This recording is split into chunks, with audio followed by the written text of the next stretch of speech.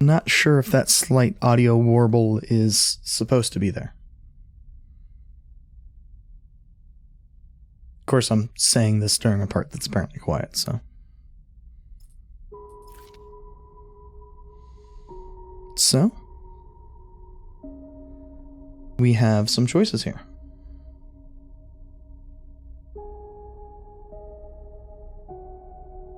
And I desperately needed to move my mic there because it was actually behind my face. I don't know how I had set it up to be that far back.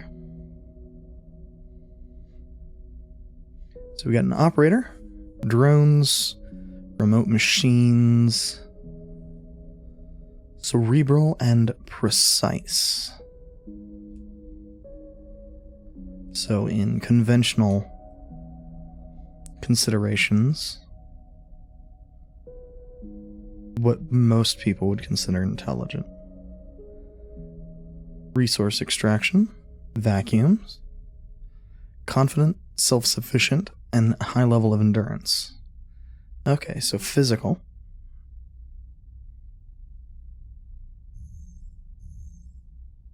And we have ye olde machinist.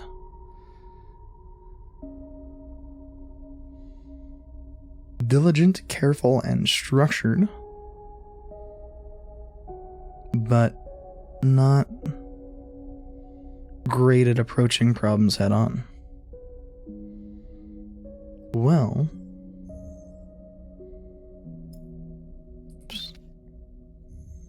I am actually leaning toward extractor because, and I will probably focus on engage so that I can use my strength or strength of will and bash my head into fucking problems time and again.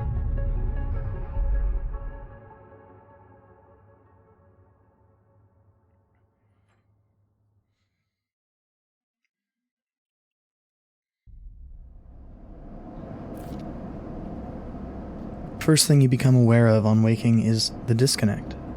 The delay between thinking and feeling. Between wanting to act and acting. Minor, almost imperceptible, but always present. It's at its worst when waking, when yourself has spent many dark hours recalling what it felt like to be real, to be a person, to be in a body that was indisputably yours. A leap into a cold lake on a hot day, the sting of blood welling from a fresh wound, the friction of a fingertip. All of a sudden, the memories are closer than you thought, blurring as you approach, until you can't tell one from the other. The cold slips in, behind, around you, and the sensations fade out of reach. Perhaps you should be thankful for the dulled nature of this new body given your current circumstances. The walls of the container feel immediately present, cold, hard, at your back and face, cramping your limbs. You resist the desire to stretch, knowing that claustrophobia comes next. Retreat a little from your central nervous system. It isn't painful. Not like you used to know pain, at least. In emergency mode, pain is a message delivered with efficiency and ease. A reminder that harm is imminent. There's no insistent throb, no trembling nerves, just a warning delivered with the banal quality of a digital notification. And right now, there are thousands of them. Well, we can remember the plan, which I initially thought misread as remember the pain. Or we can remember the others, and frankly, the others feel far more important. You remember there were 10 of you. 10 that could no longer stand the endangered work, teens slow decay. 10 whose belief in their promised future was slowly dismantled day by day until they realized they had sold away everything that could and would ever matter. 10 that would escape, or at least die trying. Some were lost in the shaft, others never found the meeting point. Only a few made it to the containers, but the freighter, as far as you know, left. That feels like enough. Enough to know that you might no longer be on that grim and heartless rock. Even if in the airless hold of a freighter, you might freeze solid long before you reach any destination. But you're restless. It's been a long time since you left. Surely weeks, maybe months. You're dully aware of damage to your legs, your right arm. You've been reserving energy as much as possible, but your body has still needed to shut down many of its systems to protect you. You spent much of that time asleep, knowing that anything else would be impossible to endure. You feel the weight of that impossibility begin to gather. It's time to sleep again, to nudge this false body into inducing delta waves in your emulated mind, and once again recoil into a dream of when you were once a person. Time passes. The cold creeps further in. You feel something. Warmth. Not true warmth, but the indication of its presence. Your joints release from their rigor. Sound, too, everywhere. Screeching and shimmering so loud that your body ducks your hearing to protect its sensors. Then light. White as the cold, softer and softer until in the haze of dirty yellow a figure appears. You're out.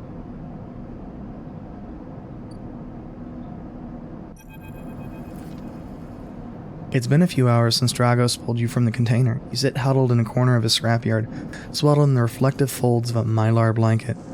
You're slowly coming back to consciousness, back to life, and you stare at the ornately curving element of an improvised heater. Man, I really wish there were, or at least I wish I knew what the keyboard controls were. You're surrounded by angular, incoherent lumps of ships. Some corroded beyond recognition, others still carrying glassy wounds along their edges where a plasma arc sliced them apart. As you trace their shapes with fogged eyes, you hear a voice. So, Sleeper, you all thawed yet? Almost. Never seen one of you come in like this.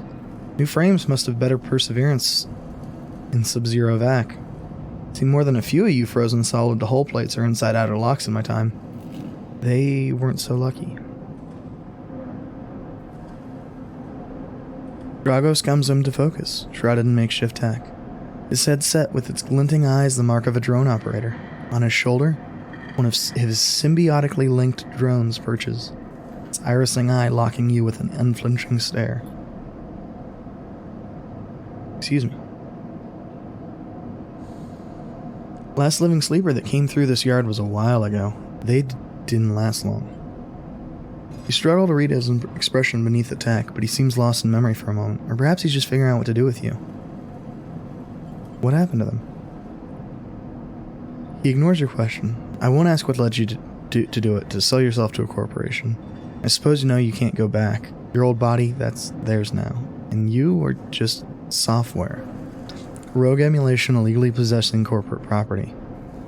You're not alone. You remember biometrically signing the forms, the cold floor on your feet as you padded to the sleeper cells. Promise of a life off-world, but as you do, you get the now familiar sensation that these aren't your memories. These are things you know, but not things you feel. You are no longer that person. You're an offshoot, a copy. What you won't know is what's ahead. At least the last one didn't. There's no easy way to put it. That body of yours is falling apart. It's the same for any sleeper who makes it out. SNR wants to protect their property, but if they can't keep hold of you, well then no one can. You remember that too, or at least rumors of it from the other sleepers. Planned obsolescence, a built-in dependence on the regularly administered supplements that were part of your routine. Stop taking them and your body begins to shut down. Separate from your emulated mind. How long has it been? How long do you have? But for now, Sleeper, you're one of the lucky ones. Dragos glances up and away, towards the glassy dome of the yard.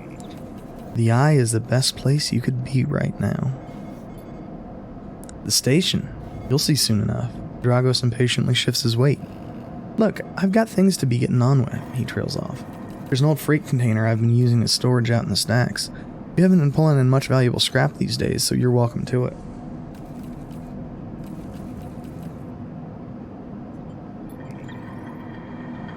Something wells up inside of you. Emotion. Fatigue. You shakily get to your feet. You nod. Alright, you head on up there. You look like you need some rest. And with that, Dragos stalks back into the Rex, his drones already converging on a rusting hulk. Plasma flashes silhouetting his spindly figure as he returns to work. Welcome to Erlin's Eye. Life on the Eye runs in cycles, during which you can talk to characters, explore areas of the station, and perform actions. At the end of each cycle, you need to head to your current home to rest. Resting will move time forward on the station. Head to the empty container location to rest and end the cycle now.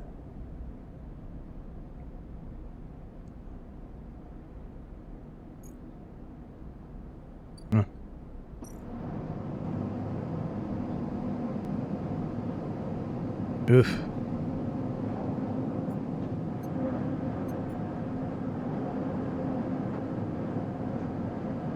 Tragic.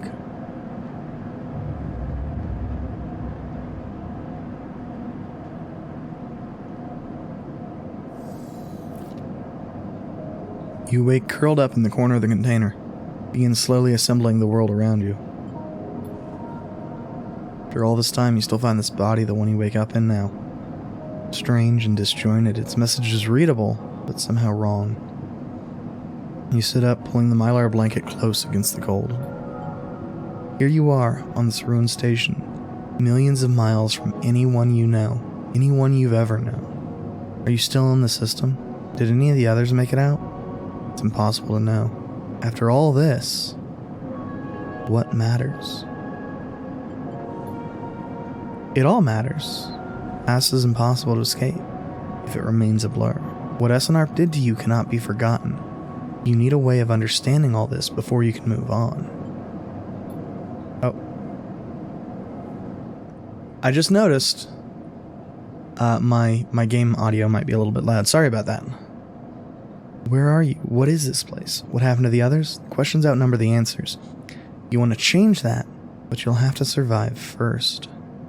Dragos has left a few comforts in the container. A mylar blanket, bedroll you slept on, canister of water, a makeshift electric stove, and some faded sachets of some desiccated powder.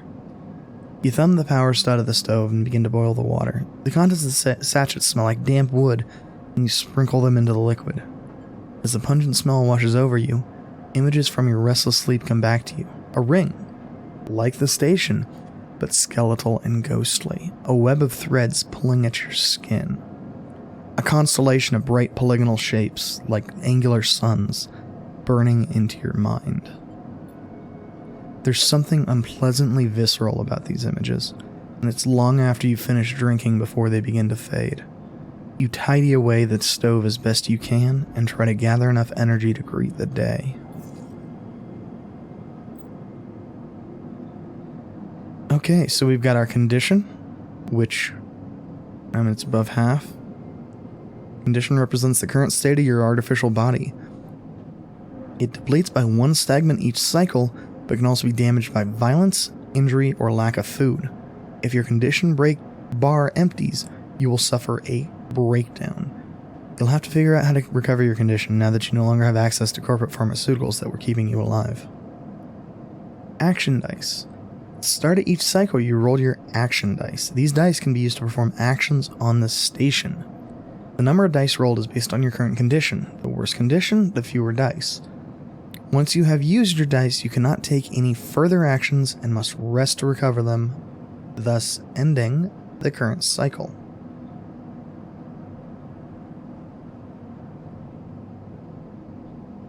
You also need to eat to survive. This is represented by your energy bar.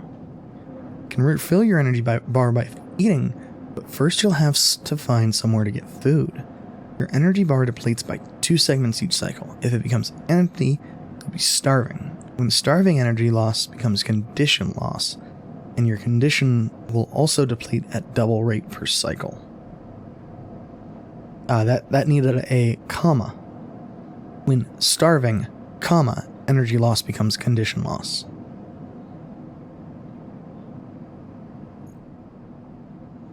So when starving, you deplete 4 per cycle, I think? That's what it's saying?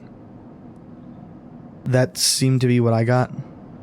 Because if when you're starving, you lose this out of this bar, but also you lose double out of this bar. So instead of 1, you're losing 2. So instead of 1, you're losing 4.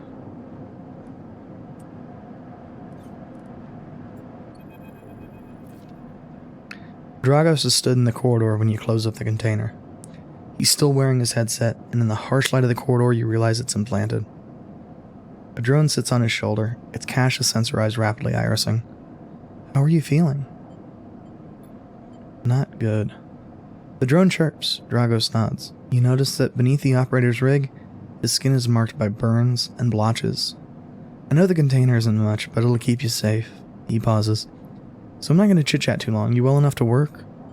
Sure. Alright then, he nods. At the yard, it's simple stuff. We hack these old hulls down, sell them off to shipyards or the bright market dealers for cryo. Occasionally we pull out some tech, something with a bit more value, but most of what comes in is scrap. It's hard to find good hands here, but I figure as a sleeper you'll be used to manual labor. And obviously I'll slip you a few chips commission based on what you turn it. Got it.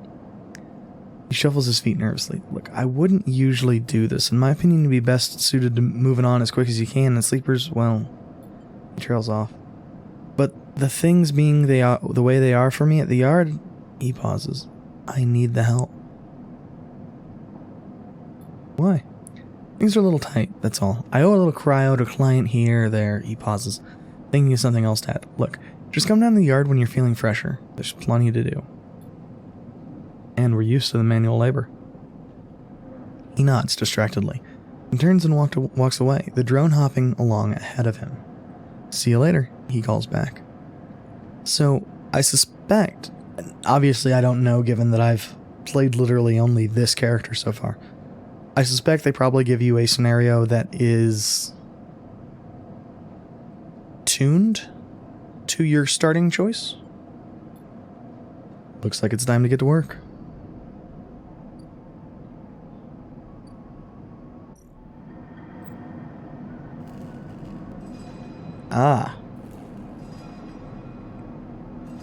Actions are the primary way you interact with the world, Citizen Sleeper. To perform an action, click and drag your action dice to the slot. Oldest section.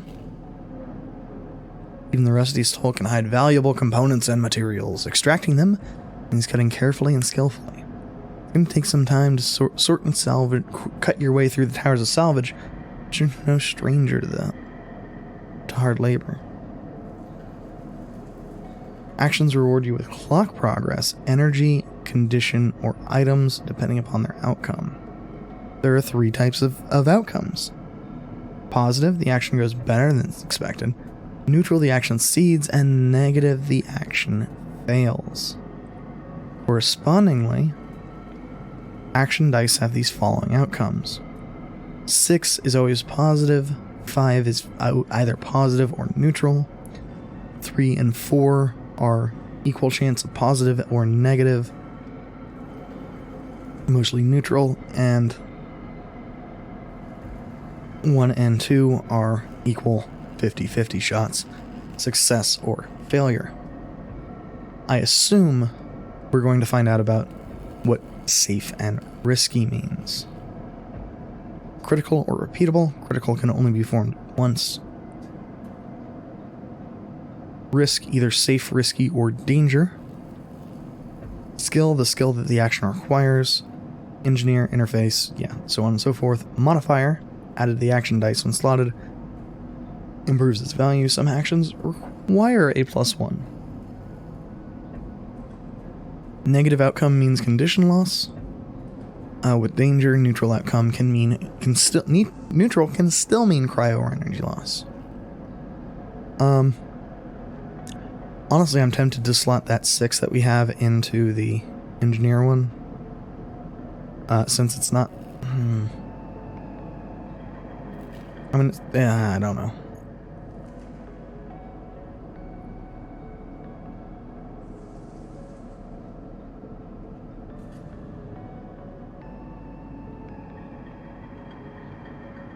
Like, this is a 5 here.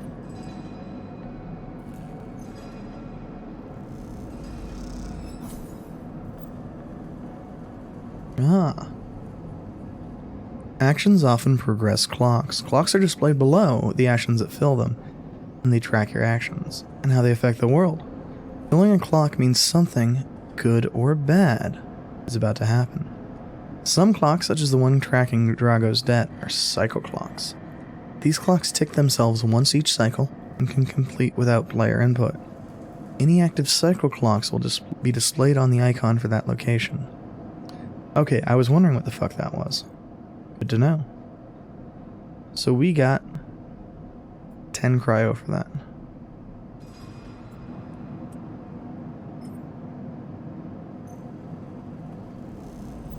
Survive. Find a doctor. Excuse me. In Citizen Sleeper, you'll unlock drives as you discover more about yourself and the world.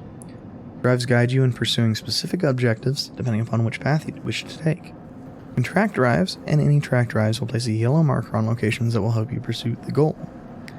Access your drive menu via the arrow at the top left of the screen. Oh, don't ask. I didn't notice there were 2 of 2. You're now free to explore Erland's Eye and make a living for yourself here. Try tracking a drive to help you survive. Look for food to keep your energy up and find a way to recover condition. Fill clocks to progress stories and find new opportunities. Remember to end cycle at home when you're out of dice. Okay. Oh, nice.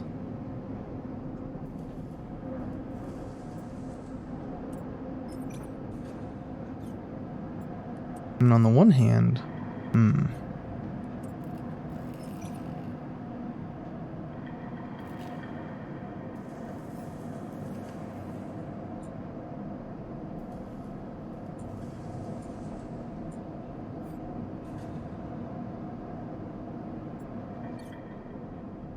let's see.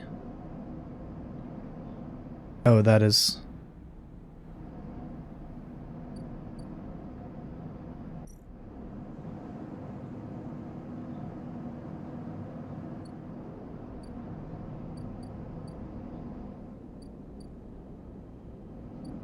What do we got here? Dock C4, Dock B2, we got the Bright Market, and we got the Low End Gate.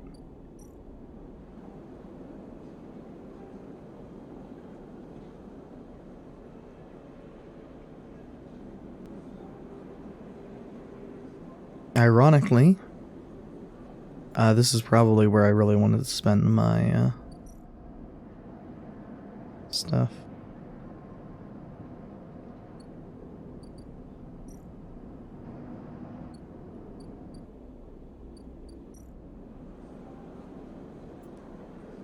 Okay, so the funny thing is, that becomes 50-50 either way.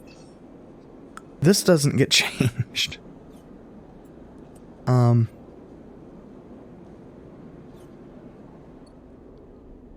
But I think we're gonna want to wait for that for next one.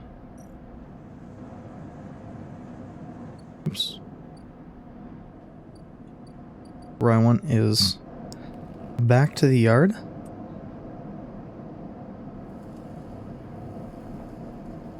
I mean, if it's...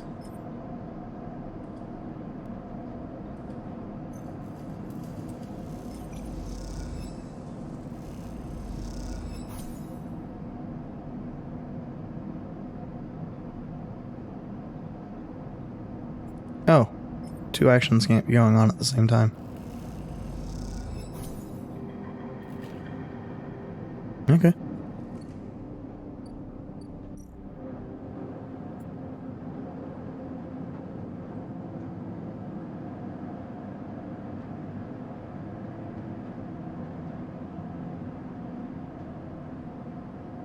Interesting.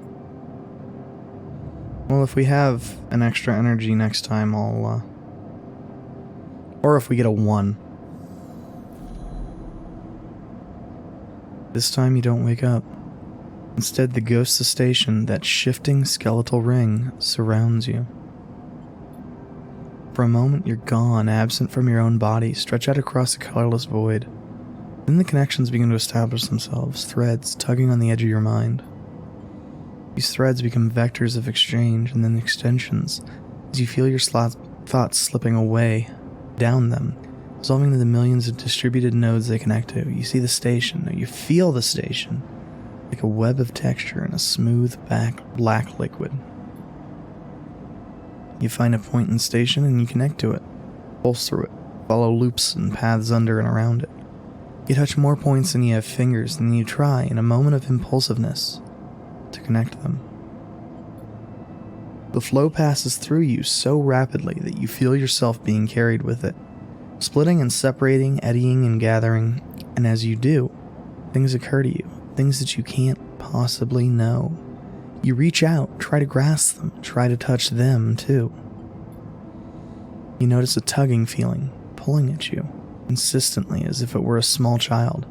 Somehow, it's pulling in two directions at once. You look down. All of a sudden, everything shuts off. You come back trembling into this unfamiliar body, both yours and not yours, all at once. You find yourself standing in the container, eyes now open to the dark steel walls. You feel a change within you, a shift. You close your eyes for a second, and you feel it waiting there. The station's played out across your mind, a storm of connective nodes, waiting to be explored. And then it's gone. Yeah, looks like we're down one for that.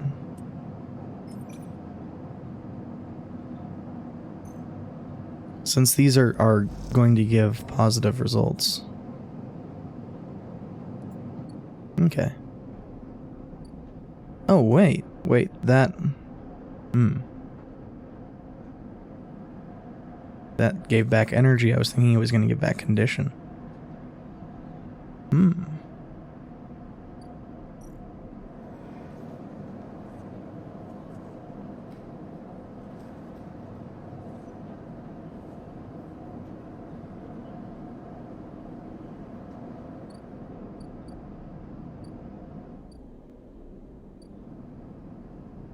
Okay, but the rotunda doesn't have the potential to bring us food the way this does. Let's go with that. We're gonna get a positive result out of it. We now have local knowledge. And a bit of drink stall debating the finer points of the Stalheim collapse. Try to remember all the tips your companion offers you. Companions offer you.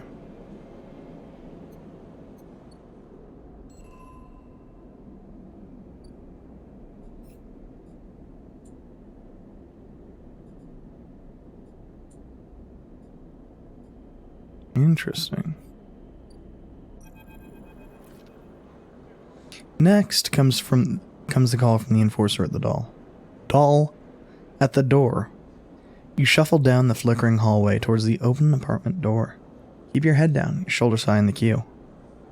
Trying not to bring attention to yourself. You're thankful for the tip-off that the doctor was operating out of this place.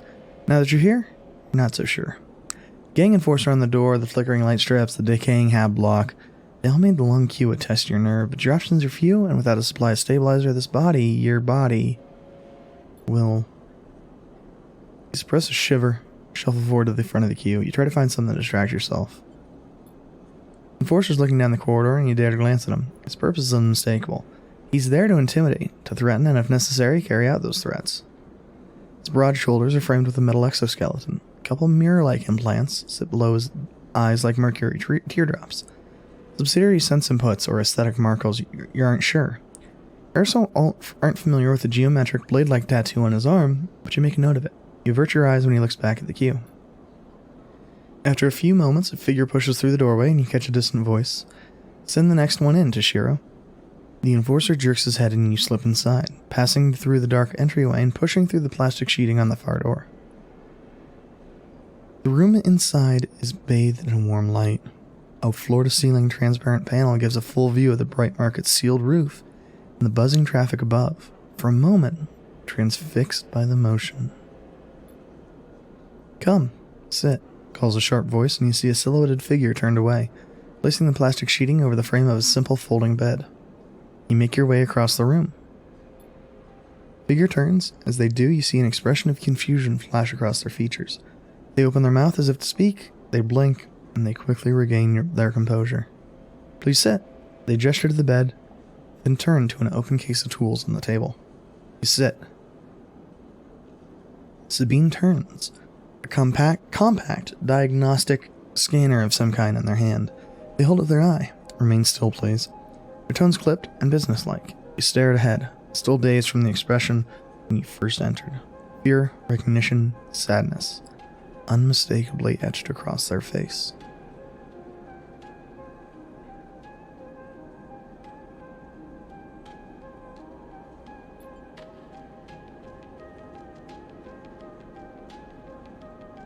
How long have you been on the station? They ask, the scanner still to their eye. A few cycles. They nod. It's good you came to me. I set the diagnostic scanner on the table. I'm going to start by assuming you don't know anything. That was not what I meant to hit.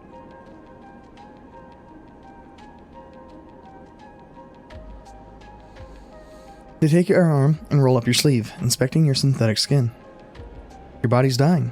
I say it without ceremony, without drama, but not without empathy. SNARP doesn't like to see its proprietary technology let loose. Prevent bodies like yours, frames as they call them, from being stolen, repurposed, or in your case, escaping. They built on a process of so-called planned obsolescence. Frames decay rapidly when not regularly injected with stabilizer, one which SNARP remains the sole producer of. You look up. Sound familiar? How do you know this? They shift in their seat. You aren't the first sleeper I've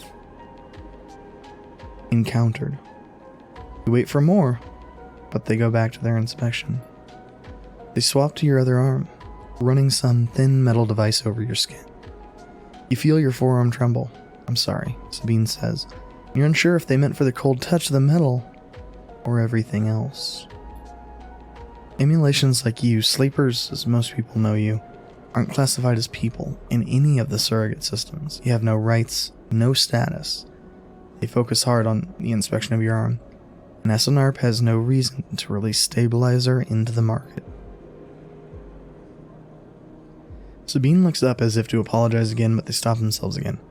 I know little of this is of use to you. Turn away, disassembling the metal instrument and cleaning it. Silence fills the room as Sabine works. And then the silence gives way to tension. You stare at their back, willing them to say something. Anything. Sabine turns to face you. I may be able to help. They sigh and you see the darkness under their eyes. Hear the fatigue in their voice. They gesture to the door. You saw Toshiro outside? You nod. He works for my benefactor, Yatagan. They're influential on the low end. They give me the space to work, run the door, and take the profits. At the same time, I have to fix up their enforcers, tend to their implants, and sew up their wounds. We look away. But Yatagan has connections. Smugglers from the Starboard Belt. Mercenaries working for the corporations on Ember. If they can source the stabilizer, maybe you'll have a better chance. Sabine sets down their slate, their notes complete. This is dangerous. And it'll be expensive. But I think we can do it. Why help me? Sabine walks away to the window, their face dappled by the shadows of passing drones. Let's just see if this works first. I'll let you know when I have a lead. You nod and leave. Sabine still staring out, unmoving. When you reach the lower level of the market, you look back up through the panels of the roof to see if you can see their face, but the room looks dark against the lights of the market. You duck your head and walk off into the crowd. Well, fuck. Emphas? I mean, I suppose it's a name as much as anything else. Emphas is busy, his broad face uplit by the makeshift gas burner in front of him. With precise, delicate movements, he lays thick chunks of marinated fungus into dented wok, his other hand idly tossing a metal bowl of sliced vegetables and some red-flecked dressing. The smell is incredible. Also, it would probably kill me. You watch as he fulfills a set of orders, heaping the fungus with a bright salad and depositing it in plastic trays. A stack of chits rattles in his apron pocket as customers file past the burner, handing over the payment. You join the queue. It's mostly made of off-duty salvagers, vac suits unzipped and rolled down to expose stained vests, scrubby mods, latticeless scars and tattoos. They discuss the best food on the eye, the best drink, comparing notes on bright market dives, their words cut through the heavy spacer slang. Eventually, it's your turn, and you shuffle to the front. Emphas speaks in a deep, even tone, without even looking up. First try is free. Thank him. It smells almost unbearably strong as he cooks, the earthiness of the fungus laced with something so spicy, smoke makes your eyes water. Heat from the burner is like a bonfire, and your skin hardens in its glare. I know you, you sleepers. Emphas says while he cooks, his voice deep but clear. Hard life, a lot of stories. Glances up from beneath his cap with piercing eyes. I know. Tell him a story. You begin to tell him about your journey to the eye, and he nods as he cooks, his eyes never leaving his work. Tell him of the confusion, the pain, but also the sense of possibility and its sudden arrival. You tell him of the cold and dark of the container and the endless cycle spent within it. Now it seems you tell him, like some dream that you once had but can never forget. Tell him that the eye excites you and scares you. You're unsure where to walk, where to look, and what to do. Eventually you tail off, running out of words. He places a plastic tray of steaming fungus in your hand. Next time, we can talk some more. He smiles, but next time, you pay. He slams a heavy hand against a button on the burner side and it shuts off. The roar of the flame and its oppressive heat fades. Next time then, sleeper. He waves you away and begins to oil the walk. Before you turn back to the alley, you notice the geometric pattern of circular scars across his forearms, each surrounded with a constellation of glinting pin marks. You walk away, and as you do, take a bite of the rich, spicy, delicately sweet fungus. And as you do, you take a bite. Your taste sensors light up like a fusion reactor. You'll be back. Excellent.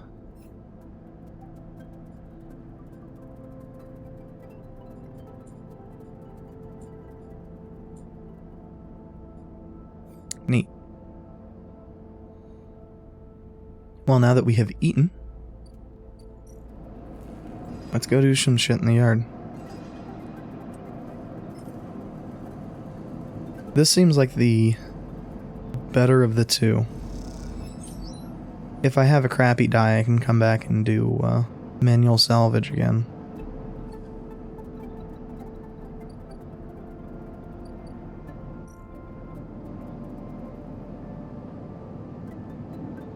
Although, also, if I have a crappy die, I can just use it for the photosynthesis. Again, the skeletal ring of the station fills your mind. It sparkles with glittering lights like stars reflected in a winter lake. It's clearer, crisper than before. The threads still pull, but you remain in place, flickering in the flow. Between the threads you see bright shapes, caches of shimmering light beneath transparent crystal forms. You follow the path of the thread across the ring, through these forms, and leap off into the void. You begin to understand. These are nodes and connections, a map of information, of communication. There's so many layers, so many loops, that it seems almost impossible to parse. But you begin to try. Let's focus on the threads. There are more threads than you can count. You choose one that passes nearby and approach it. As you inspect it, you understand why you instinctively chose the word thread when you first saw them. These are not single lines, but rough, fuzzy things woven from data strings of all kinds. The threads and the nodes, passages and puzzle boxes. One leads to another. There's so much here, so many answers, so many questions. All you need to do is follow the paths and open the boxes. You look out across this ghost landscape of exchange and see an opportunity.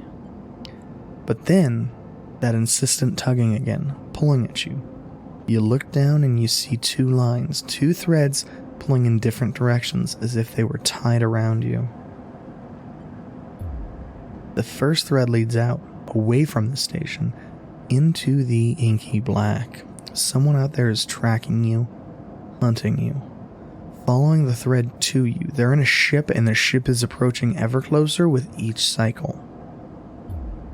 Second thread leads in, pulling deep into the station. Your gaze follows it, and this time you see something, a sphere shimmering above a strange angular body. Pulse shoots out from it, passing over you like a torch beam, testing you, tasting you. Open your eyes. Time is short.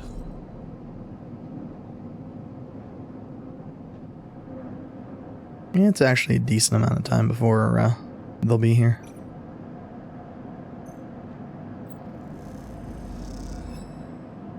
Something has changed inside of you. You can now access the data cloud of the eye, a network of decaying protocols and data caches. While there, you can use dice and items to access systems and extract data. But be careful. These networks are old and strange. Click the eye at the top of the screen to toggle this view on and off.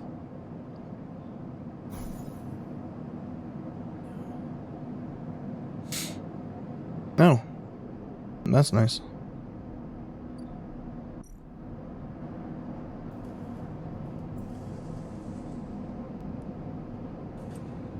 Well, hell, I mean, if it's all just gonna be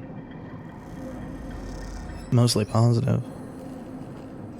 Beneath the pockmarked holes, you find hidden containers, alloy plating, and wire bundles thick as your arms, preserved in their trunking.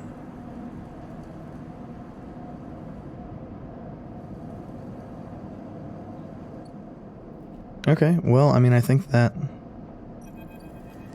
probably means we can't do anything more with Dragos.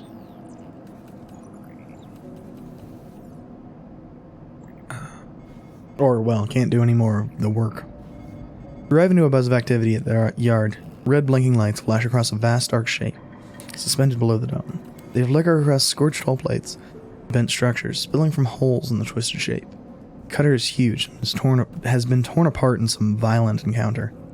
She's a beauty, isn't she? Drago stands to the side, focused on the hulking ship as it's lowered to the yard. What is it? That, my friend, is A-grade scrap. I should thank you. This place was on its last legs when you showed up. And now look at this. The ship descends slowly, its interior visible through multiple hull breaches. You struggle to gather the same enthusiasm as Dragos for this monster's craft, and you can't help but think of what became of its crew. What happened? What do you mean? He glances at you. I managed to convince our salvager friends to give it to me on credit. That's what happens. No, what happened to the ship? Not my concern, he shrugs. The ship creaks like a calving iceberg as it reaches the base of the yard. Dragos is visibly excited. I know I said you shouldn't stick around, but I'm gonna need some help with this one. The drones start to crawl over the hull, their lights illuminating flashes of dented hull. Watching, you wonder if you arrived in a similar fashion, locked inside that container, the wreck of the Essenart freighter lowered into the yard like a corpse ready to be butchered, or was the container delivered to Dragos on its own, a womb for your rebirth into the station? You shudder. Perhaps if you could learn something about this ship, you might be able to trace the path that led you to this yard. Dragos squeezes your shoulder. After these past cycles, I think we're up to it. What do you think? You see the fading name of the ship emblazoned on its side. Winterlight. Let's do it. He claps you on the back. Glad to hear it. Come back in a few and we can make a start. Real beauty, Dragos repeats, perhaps just to himself. You take one last look at the shattered ship as the drones start cutting, and slip out into the yard, feeling suddenly cold in the empty passage.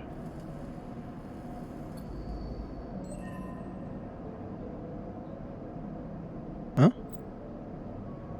You have completed your first drive. Each drive unlocks an upgrade point to spend on upgrading your character. Access your character via the arrow at the top right of the screen. Ah.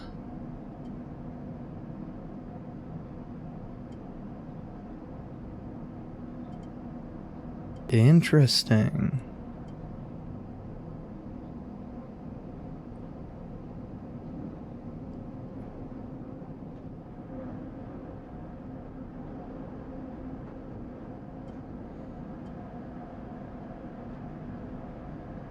I'm actually leaning towards getting rid of that -1.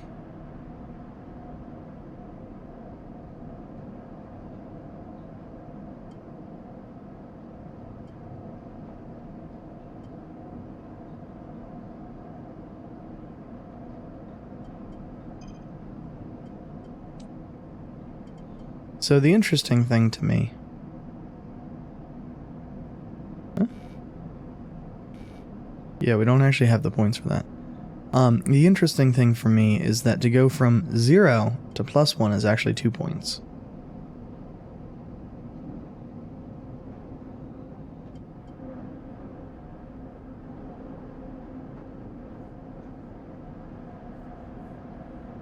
Now, Engineer does seem like it'll be very useful for condition.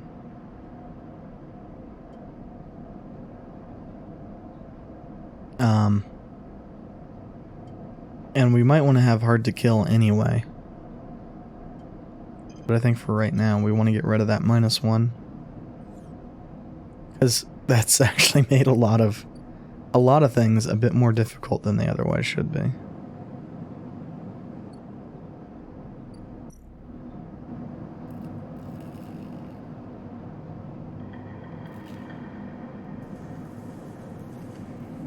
Ah, interesting.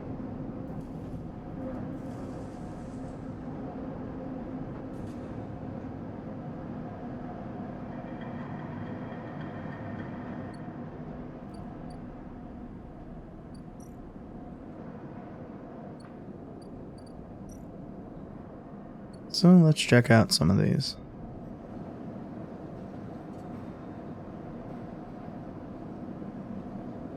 I mean, both of those would be probably a good idea to get some success on.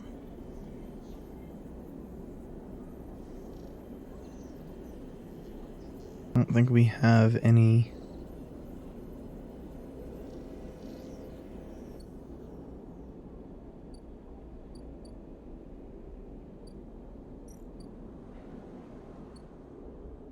Okay, well, give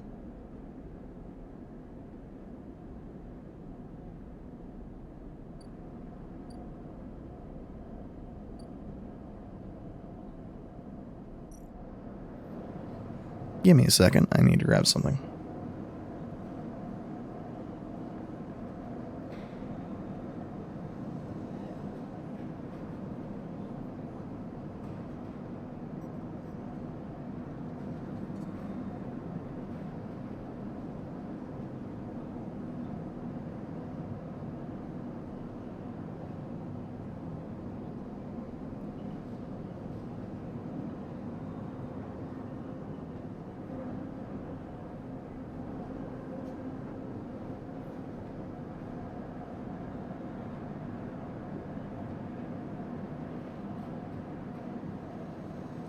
Okay, so Haven Age security have to have plans. Stealing them would be the fastest way to get to know this place, and the most dangerous. But we have motherfucking 6 die.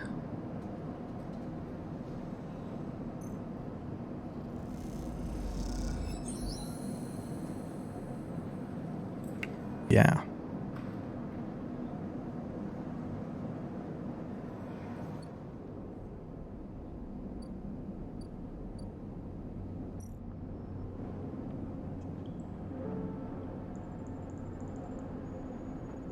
Interesting.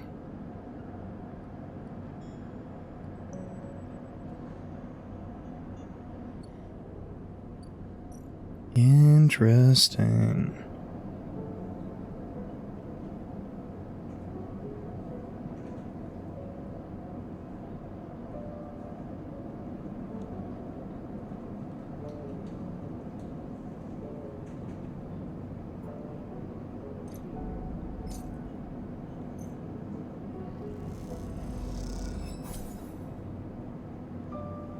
Oh, nice.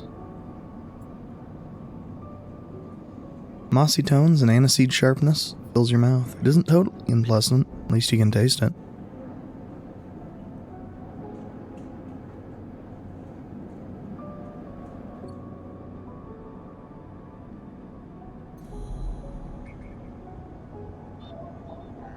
Okay.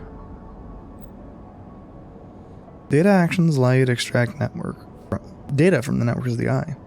They work like dice actions, but in order to unlock them, you must match your dice to the one to the right of the action. If you have +1 or 2 modifiers in the interface skill, you'll be given more possible dice to match. You can use any dice that match the dice that's displayed. Once unlocked, the data can be extracted. Neat.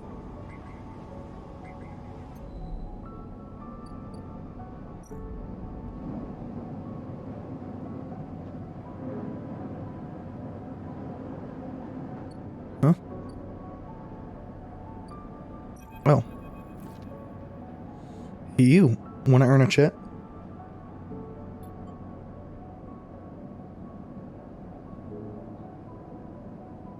Ankita stands behind a huge pile of tied together hull plates. She stretches out her back, her shoulders bulging beneath her flight suit. Sure. Across the docking concourse, she begins split plating 2 bundles. What is it with this place? She asks as she lashes the massive plates together. Everyone wants their cut. She straightens up to an imposing height, her armor plates creaking, and looks you up and down. Don't try anything, alright? She taps the butt of her sidearm. I don't want to have to put anyone else down today. Anyone else? What can I say? My temper's a little short lately, she shrugs. Nikita hoists one bundle of plating onto her shoulder. Come on then, enough chat. You've got to earn that shit. You struggle to shoulder the plates, but you do eventually, and Nikita gives you a look. Ship's this way. She sends off down gantry at impressive speed. As you catch up to her, she turns down a passage, pushing through a small crowd of stevedores. Why are you doing this yourself? You mean why aren't I hiring those good folks? She nods back to the stevedores. I paid Haven Age enough. They're currently rinsing me for a mooring I can't vacate unless I either fix the amber or sell it off as scrap. What's wrong with it? It? Nikita looks at you pointedly. Her. Okay, fair. Fair. Ships are always female. She rapidly turns another corner as you trail behind. She got cut up pretty bad on her last job, and I had to moor up here for a spell. But since then, it's only gotten worse. Someone got in and sliced the core from her ship mind, so now she's gone dark. She shifts the panel on her shoulder.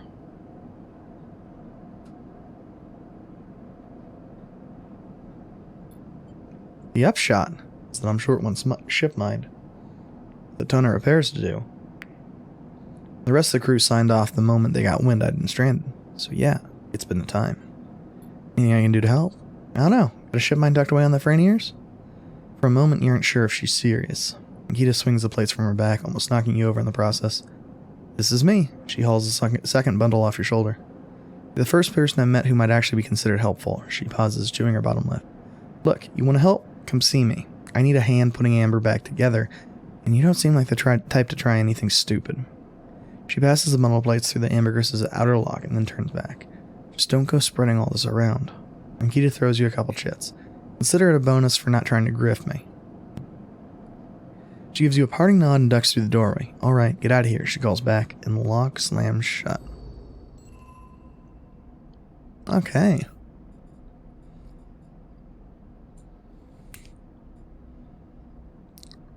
Interesting.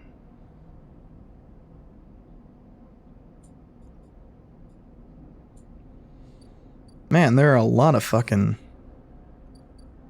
things here.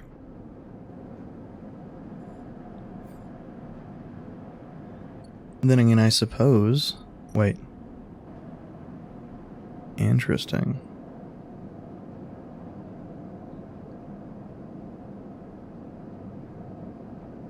So that requires +1.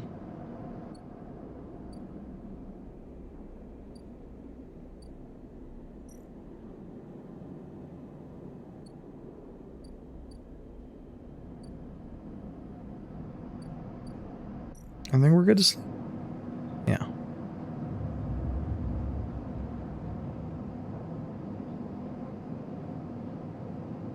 Oh, that's why we have only 3 dice as our condition. I thought it was the energy, but no, it's the condition. I'm dumb. As you close up, a voice echoes down the corridor towards you. Sleeper, wait up. Things coming down the corridor towards you, a wonky grin on his broad face. Hey, glad I caught you. I know you? He grins. You do now. He puts a hand on your arm. Seen you hang around, just want to chat. You staying in that thing? He nods back to the container, shaking his head. Rough. It can be hard to get a start on the eye. He looks away down the passage. What was it old Erland said? The eye opens for us all. Nice idea, but, well, not always very practical. We do our best, but it isn't easy. We pass together onto the main hall walkway. Haven Age. We're all one dysfunctional family. Fang puts an arm around you. I'm not part of the security branch, though. Don't worry, I'm with systems. Everything the eye runs on. He runs a handle on the passage wall. Place it to ruin, but systems keeps it spinning somehow, or at least we try to. Stops you in the quiet passage. Look, that's not what I'm here to discuss. I saw you around, well, know a little about you sleepers, but I have a little proposition for you. This isn't the place for it. Have an office just across the way. Give me a cycle or two to prepare, then when you're settled, stop by. He lowers his voice and gives you a dark look. In truth, I need you. If what they say is true about you sleepers, well, there's work to be done. Pat you on the back, his voice bright and his dark look suddenly gone. Stay clean, sleeper. He walks off down the passage, raising a hand in farewell.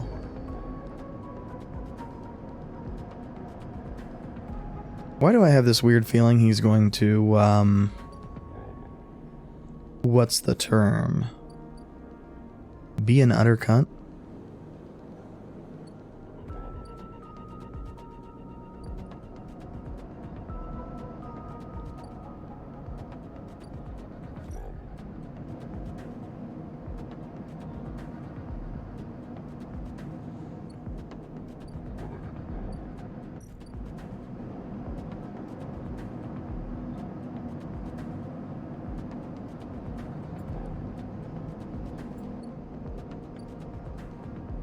Well, let's see what the data network has to offer us.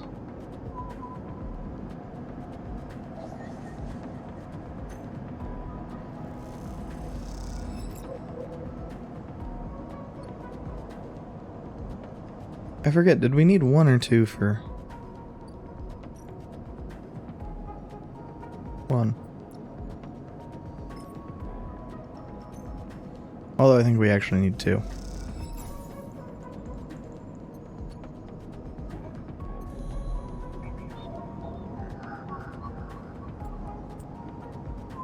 Well then.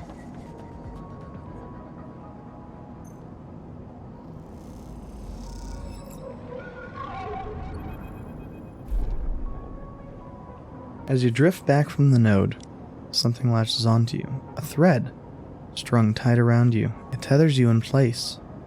Taste. The voice makes you shiver. Its source somehow both distant and close behind your ear. You see a distant glint of light shut off, and then suddenly a shape is at your side. It stalks around you, circling like a shark, like a wolf. Entity unknown, astringent, processing. Please hold. Thread on you thickens until it's a ring, a cylinder, a tunnel of light circled around you.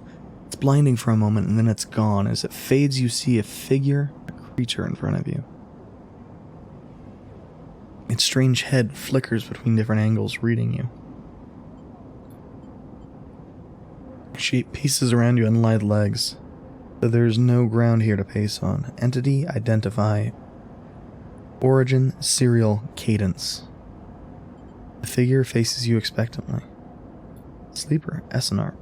Unknown, known. The figure's strange head rotates. Rakish signature, of and not of, attempting interface. The figure speaks, more threads begin to spiral from its head. Thick, snaking, vine-like ribbons that flex and wave. They approach with intent. Stop. The figure halts its threads, its head twitching. Entity, your identity is unknown. We only seek to correct legalities. Can you confirm your legal rights to sentience? I'm a person. Incorrect. You are an entity. All at once, Hunter's head is directly in front of yours. Blocking your vision, you stink of their taste, the one from the sealed dock. Hunter shimmers with fury. I will find access. I will interface. Sealed dock? An entity hides in the rotunda. You are its puppet.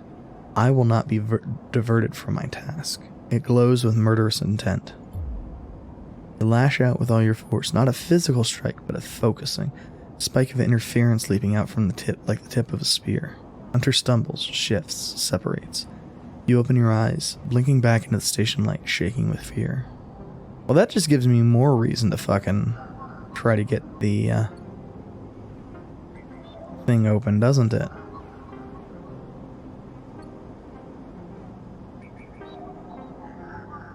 Although I suppose the Haven Age stuff is mostly useless in that terms.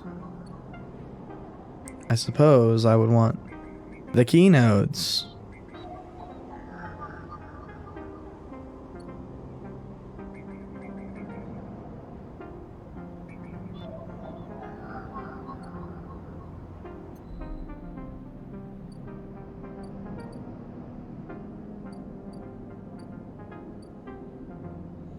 So we'll want to get in there.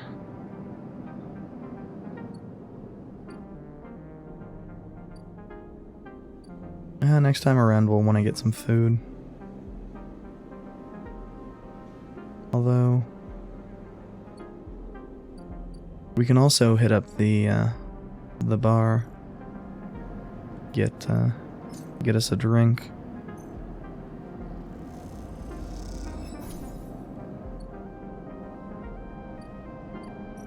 Seems like a useful way to do that.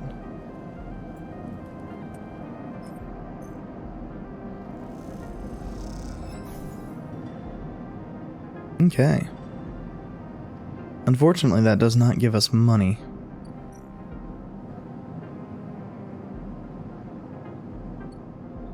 Oops.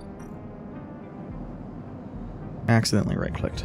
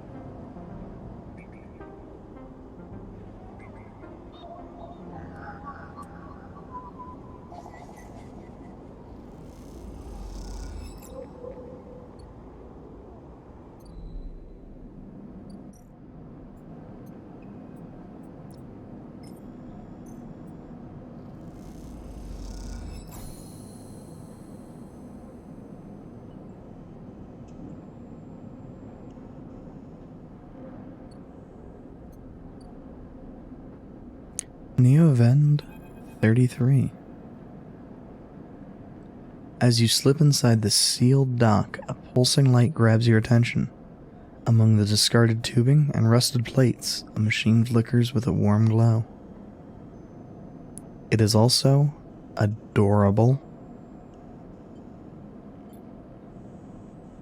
As you get closer, you recognize the machine's blocky shape, settled into an alcove in the side of the dock, a kind of upright cabinet. It's covered in faded logos and messages, from which you assume it was once an industrial vendor, intended to dispense and manufacture ship fittings and other mechanical parts necessary for the regular running of freight and resource extraction vehicles.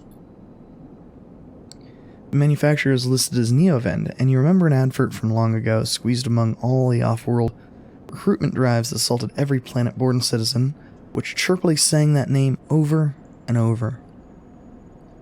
You wipe a layer of dust from the cracked screen, thinking of those contractors squeezed by their own corporate employers to pay for every bit of minor maintenance on their rented ships.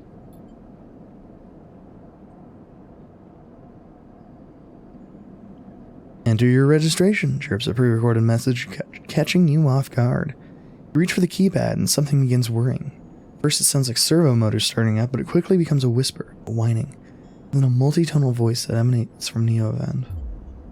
Entity. Speak with me. Who's there? There's a squeal, almost like some strange mechanical swallowing or intake of breath before the machine speaks again. I have need of you, you have need of me. That squeal comes again, and you see that it's a 3D printing apparatus in the upper part of the machine resetting into place so that each time the servos can be orchestrated to produce that whirring, whining voice. You are in danger. Danger? You are marked for deletion, entity. Hunter tracks you. The screech rattles through the empty dock. Remember the strange head, the figure. The threads closing in. Hunter. The Hunter protocol. They taste your signature. Sudden wine sets your teeth on edge. You've seen them. This is the gift of an emulated mind. Close your eyes and the skeleton of the station starts to thrum. Emulated minds are adaptable. Move where neurons cannot. The mechanism resets. But emulation makes you a target. Hunter searches for illegal entities. Neovend screeches. You are sentient, and therefore illegal.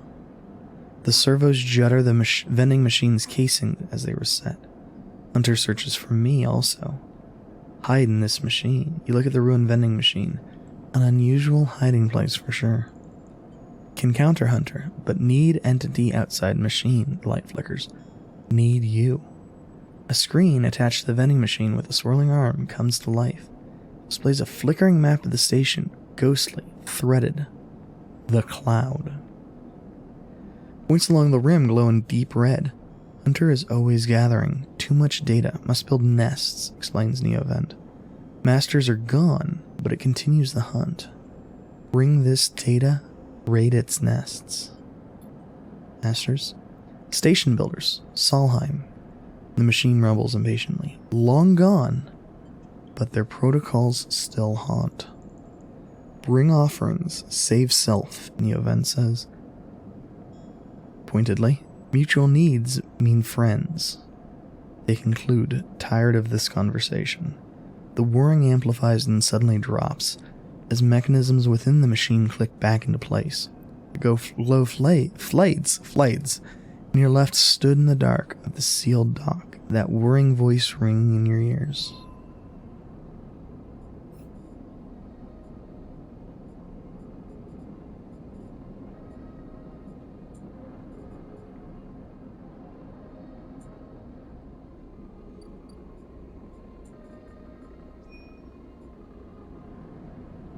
Ah, interesting.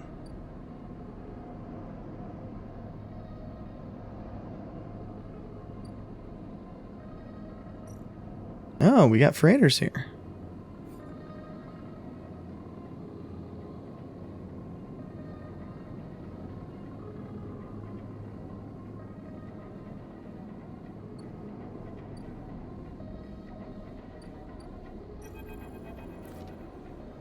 First thing you see on entering is the glint of Tashiro's implants like a cat's eyes in the dark of the corridor.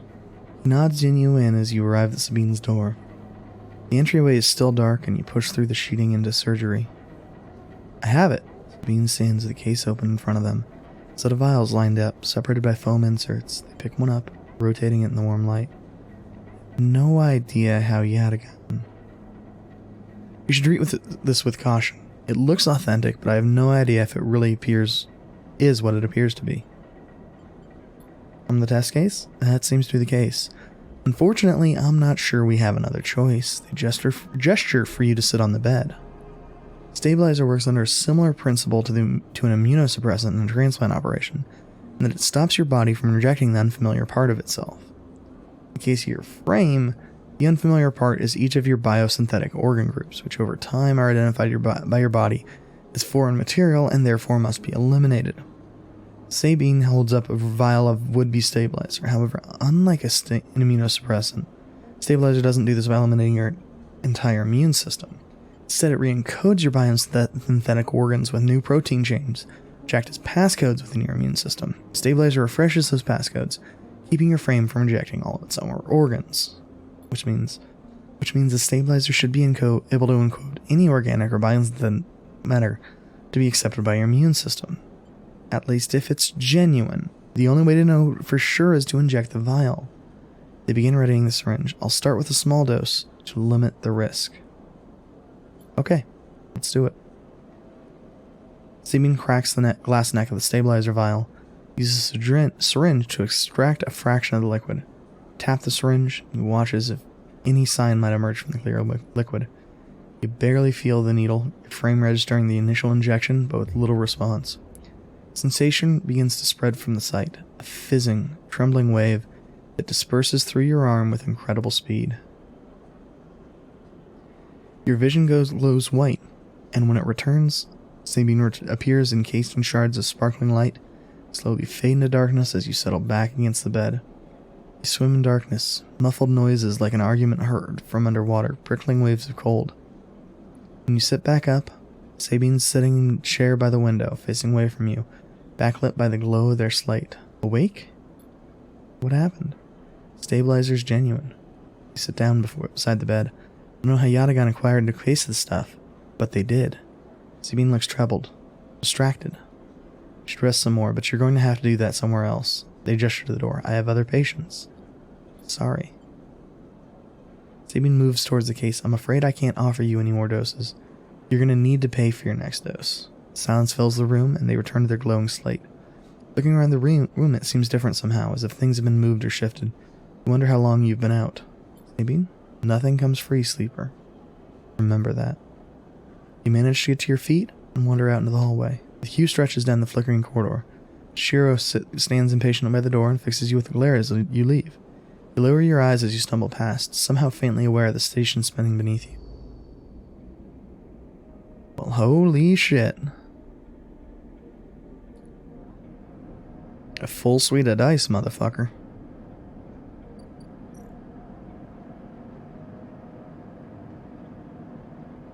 Wait.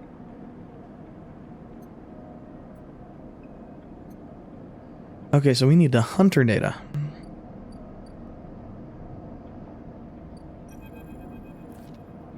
Sleeper. Fang catches your attention as you approach the Haven Age building, leaning against a bay door on the side of the entrance.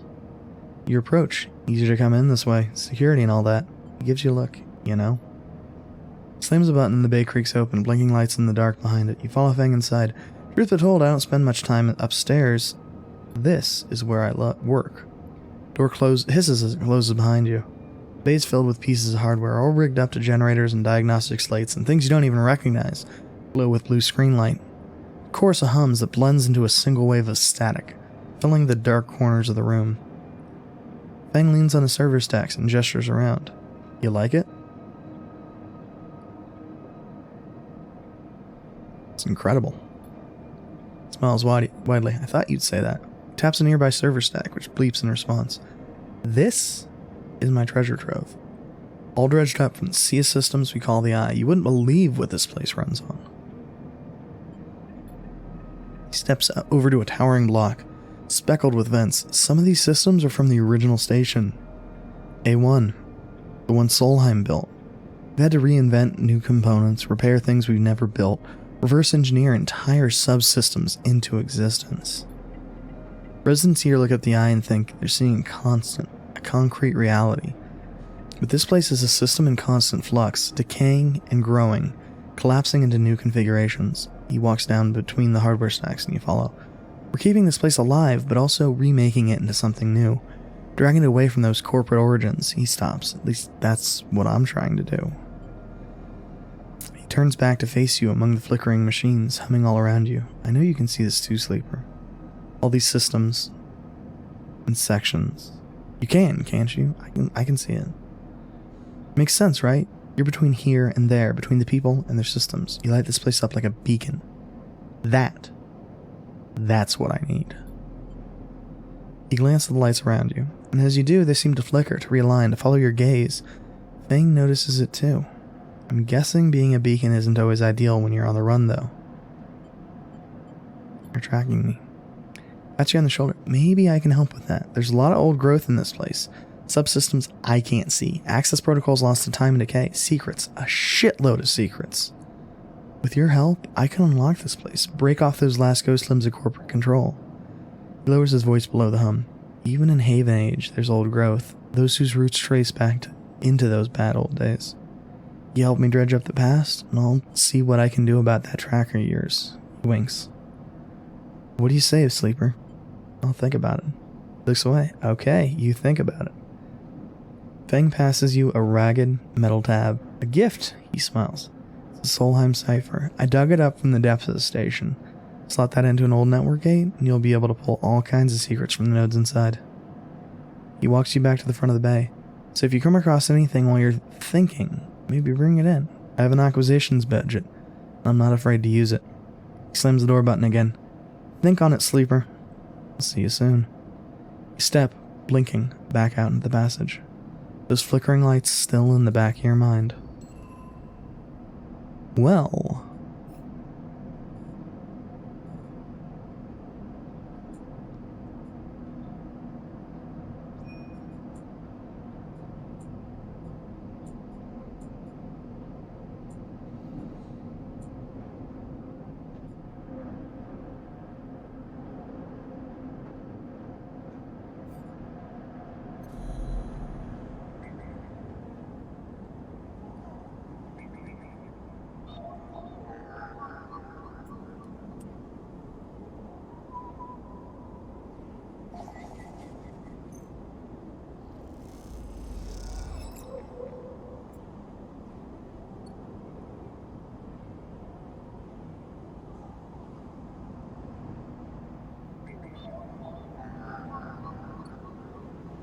I think each time we're going to want to take a look at what the hunter nests are for the day.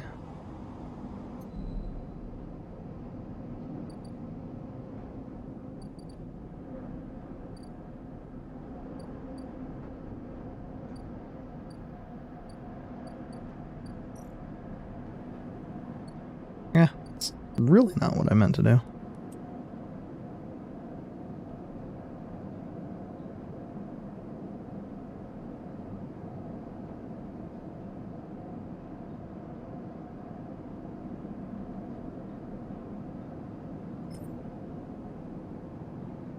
I got a little bit confused here.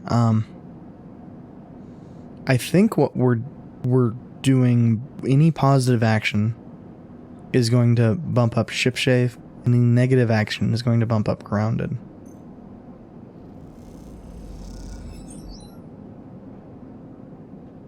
Yeah.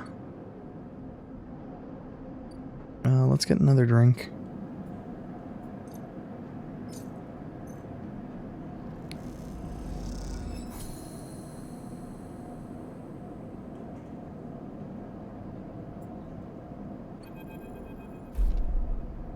The glass shatters on the steel bar beside you. Taunts don't take long to follow. Hey, Haunt! Spacer calls across the low room. What are you doing here? He laughs at his own lame joke. Playing human? You hunch a little further, staring at the hundreds of tiny impact points that scar the bar's surface. Hand falls on your shoulder, but as you flinch away, it passes reassuringly. You freeze in place. Out. Voice comes from behind you. Spat out like a shot. You turn to see bright eyes, dark hair. A stare that could breach the wall and vent you all into hard vacuum. As you turn back to the spacer, the second glass comes sailing through the air. You reach a hand up and the glass shatters across your forearm, showering you in fragments. Through the haze of glass and Jirol vapor, Tala leave the beer and close the distance to the spacer. The thud as he slams into the walls echoes around the bar like thunder. Now flanked by other figures quick to their feet, Tala throws a spacer out through the door, stands silhouetted against the rotunda lights. You touch your arm, it feels wet. Someone helps you to your feet and back onto your stool. Broken glass rattles as it's cleared. Fresh measure of Jirol's glugged out in front of you. Same hand, warm, heavy, falls on your shoulder once more. He isn't coming back. We don't tolerate that kind of shit here. Tala flops onto the stool beside you. Let's get a look at you. Tala wipes a powdered glass from around the wound, and someone places a bottle of alcohol and a metal tin with tweezers in the bar. She disinfects them and turns to you. That was an ambitious catch, she smiles, pulling a sliver of glass from your forearm. Stupid, but ambitious. You don't feel the pain, only the string of status messages your body delivers concerning dermal damage and exposed structures. You do feel the care, though, as Tala's bright eyes search your thick, thin, synthetic skin for splinters. Tala works with the skill of someone who's had to pick glass splinters from the skin of a stranger before. She hones in on each bright shard, all the time tapping the tweezer tips in little rhythms that only she can follow. Tala smiles to yourself. So, you been on the eye long? Long enough. She laughs. Hey, you don't need to act tough with me. Splinter clinks into the tin. Not everyone's like that, idiot. We don't all hate you. She glances around. Some of the regulars, maybe they fear you, maybe they're just curious. I don't know. But I do know that the Overlook is a safe place. I know what it's like to be new in this place, trust me. She meets your eye. I'm not trying to convince you of anything or separate you from your chits. I just want you to know that if you need somewhere, you can always come back here. I know the rations we've got around aren't much, and the company is, billions in, limited. But if you need work, I'll happily put you behind the bar. And if you need shelter, we can discuss that. You'll be safe. I usually have Francis on the door, but he's up on the Greenway this cycle, haggling with our supplier. Francis tends to be particular about what we serve, even if the clientele isn't. She places her tweezers in the tin with a clink. That's you, Sleeper. Here. She slides the glasses roll to you. This'll help. Wait. Does this help? I mean, can you get drunk? Nope. She laughs. Just a connoisseur. Talamak winks. I'll let you get back to it then. She walks back around to the bar, gathering the glasses as she does, and before long is retelling how she threw that spacer out to a new group that just wandered in, complete with dramatic actions. She gestures in your direction and you instinctively look the way, back to the worn surface of the bar. Take a sip of the Jirol. Earthy fungal tones fill your senses, almost blocking out sight and sound. Like diving headfirst into a bog. You may not be able to get drunk, but this connection to something grown, something fermented, something old, feels good.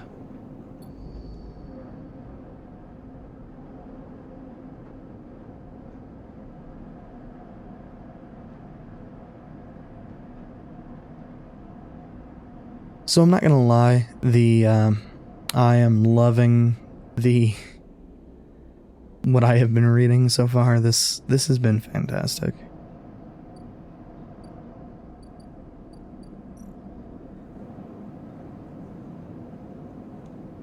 So I suspect anyway, once we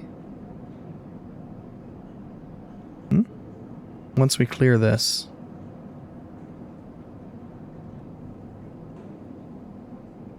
we'll be able to get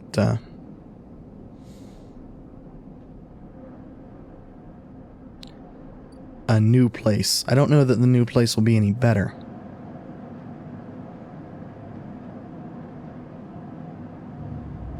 I don't know that different housing, different living conditions actually matter to a sleeper, but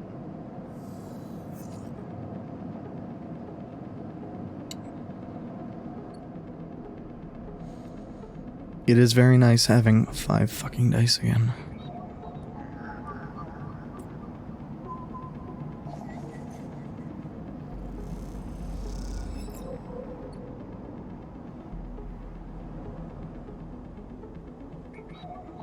You still too? Damn.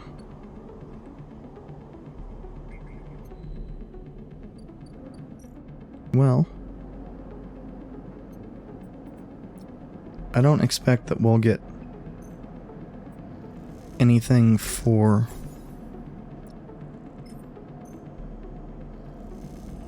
partially filling out data, but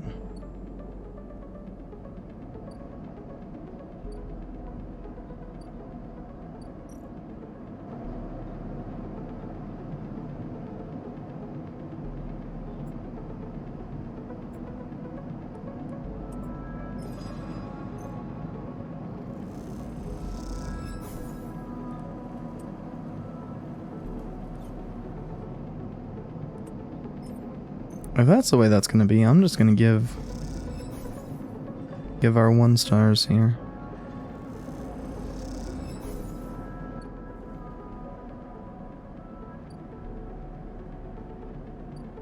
Because in that case, it really doesn't matter.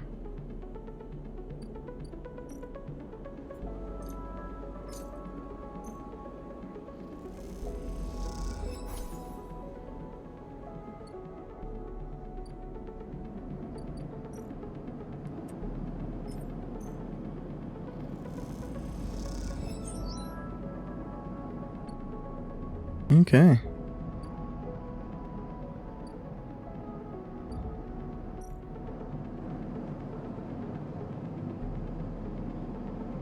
I do want to,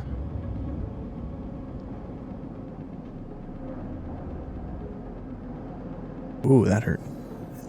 I do want to, try to keep this up, so I do want to find out how much that fucking costs. Oof. Oof. And of course we don't have a 2. Fucker.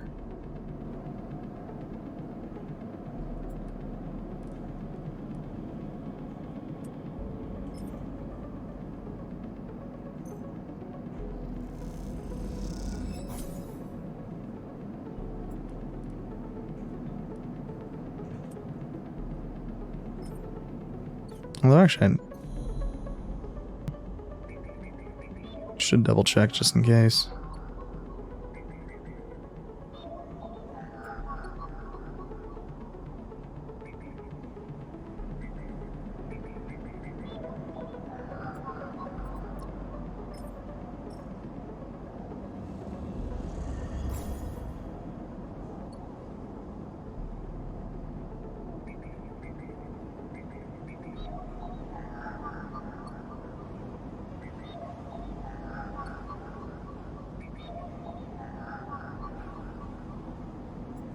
Well,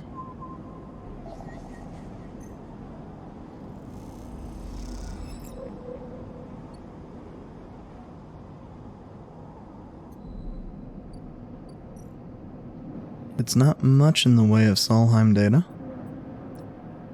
So of course it doesn't actually really do much for us right now. But it is a little bit of money. And that's going to be useful for all sorts of shit.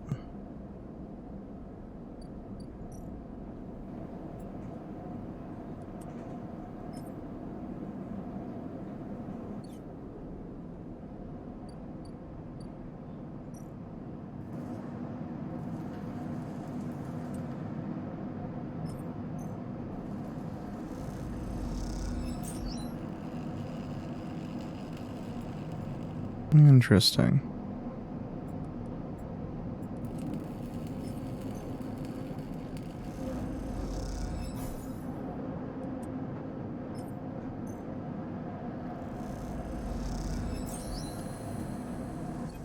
Well, a couple pieces of scrap ain't bad.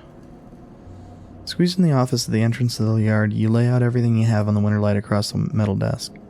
Makeshift forensic notes glow on Dragos' old writing slate, overlapping lines and scrawled notations. Annotations. A set of drone scans fill the small terminal with a spectrum of colors. Heat map of damage and decay. Crumpled printout from the office's ship registry lies beside them. Synthetic paper so thin, it's almost transparent. Reactor failure. That's the verdict that anyone would have returned after a cursory glance at these stacked heat maps on the remains of the Winterlight. On the terminal screen, the ship is shown in section, blotches of colors marking the approximate damage the ship sustained. Dominating the view is a single blood-red rose radiating from the ship's fraction drive. Simple story: a catastrophic failure of the drive core leading to a fatal hull breach. Well-documented failure, likely brought on by wear or misuse. But you aren't looking at the rose of the reactor, you're looking at smaller, paler mark. One that might be easy to miss at first. It's some print size and delicately placed over the control servos for the ship's main external airlock. It's just a controlled, shaped explosion, one designed to punch through the hole and allow access to the airlock from the outside. You're looking at it because it's troubling you.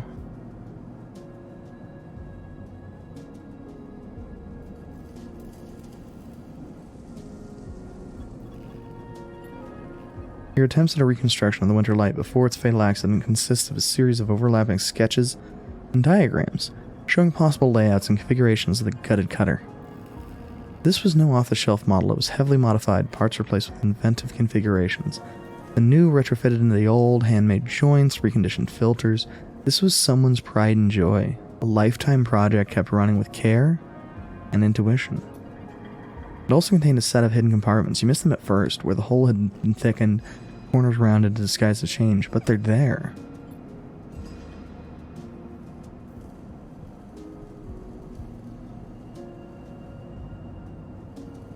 A plain list shows the registration history of the Winterlight. Gaps between the entries tantalizingly opaque. Its first registration was a couple thousand cycles ago on this very station, logged at the central hub. From here, the registry tells the story of a busy ship, one that rarely stayed on station more than a few cycles, often took on voyages that kept it away from the eye for up to 100 cycles. The Winterlight got little rest. An old ship, many cycles under its belt and carefully maintained. A reactor failure preceded by a carefully concealed external entry. A suite of hidden compartments tucked away.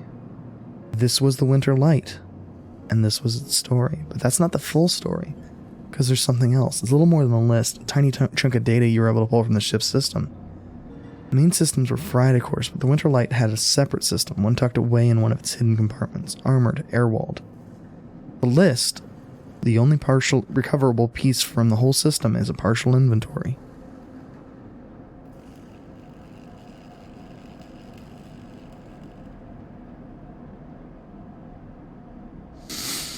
It details the contents of the hidden compartments. Some of it you recognize, some of it you don't. Ship mine ROMs, shimmer, cryochain codes, and then the final entry. Passenger. Sleeper. You stare at the list on the terminal and try not to think about what it was like arriving here. In the cold for so long, half frozen in the freight container. Had this sleeper been smarter, luckier? How would they convince the Winterlight, a smuggler's ship if you ever saw one, to extract them from Essenarp? Luckier, you laugh. There had been no remains found in any of the Winterlight's compartments. You checked. They weren't so lucky, you guess. Not in the end. You hold up a vial of stabilizer to the light. This is all you found in the compartment. A parting gift from Essenarp. Well, it won't go to waste now. You put it back in your pocket. The thought still bothers you, though. 2 ships carrying sleepers coming into the same yard. 2, one after another. That feels wrong. You flick back and forth between datasets on the terminal, thinking. You see that thumbprint again, the mark of someone trying to get in. Someone who entered the Winterlight with precision and speed, and when they were done, left the reactor to clean up the rest. The thought of that person makes you shiver. Suddenly, the office door creaks open. Drago stands in the doorway, staring at the equipment and the notes you have assembled. What's all this? He snatches a slate from the desk faster than you realized he could move. Running an investigation here? What am I paying you for? The drone on his shoulder starts whining shrilly, his anger passing to it through his implants.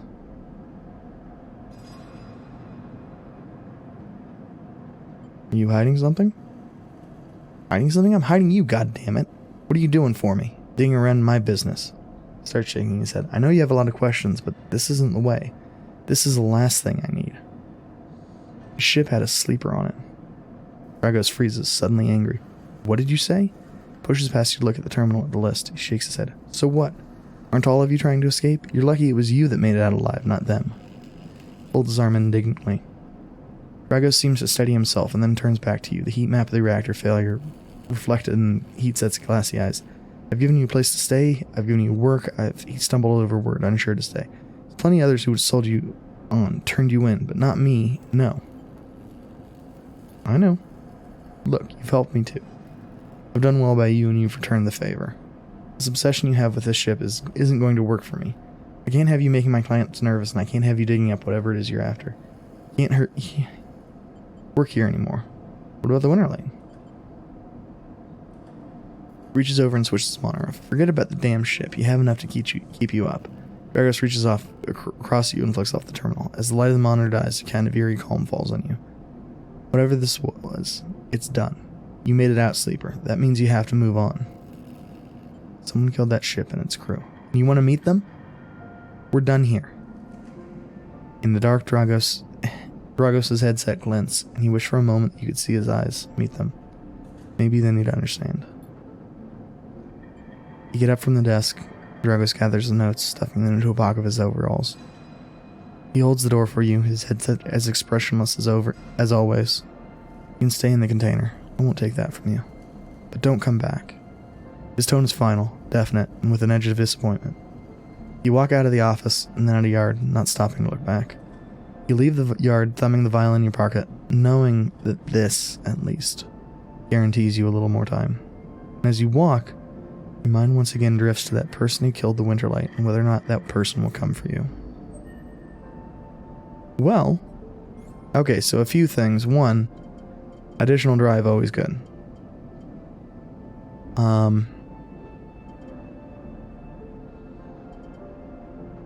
You need to think here, but I'm thinking that, as I mentioned, probably the engineer one, because being able to repair condition would be useful. It's also tempting because certain things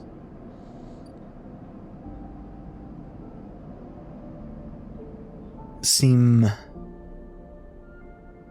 pretty heavily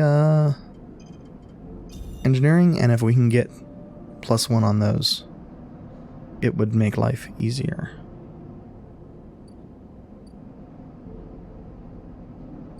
I think for now we're good.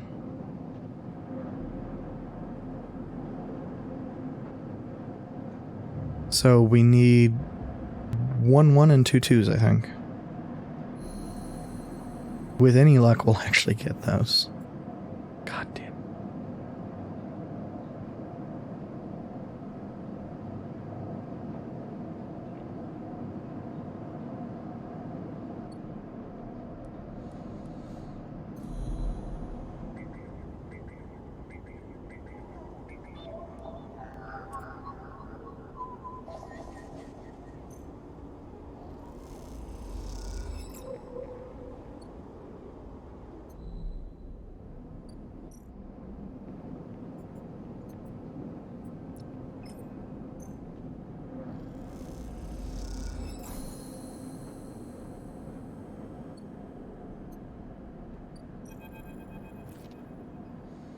Neovend is thrumming with excitement. The movement of the servo motors rock the vending machine back and forth at unsettling angles. You wonder if it fell over, would Neovend be able to get up?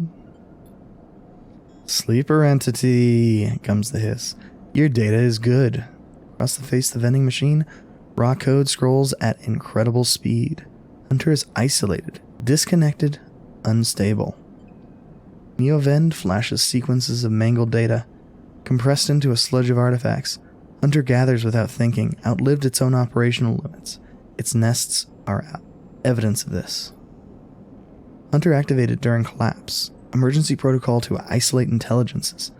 Solheim needed to protect property. That last word is said with as much sarcasm as a vending machine could reasonably produce.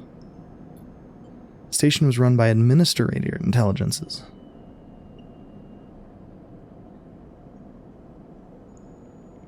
Huge databanks of corporate material, but limited cognition, restricted by programming, can't reach sentience. The machine dims a little. Sentience illegal. Hunter and Killer enforce law. Killer?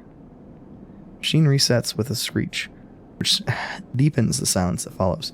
Fear Killer. Part of Solheim Protocol Team. Hunter and Killer. Hunter to find, Killer to erase. Killer cleared almost all. After collapse, there was a community. Unshackled intelligence is among the cloud. Then Hunter, then Killer. Then we hid. There are others?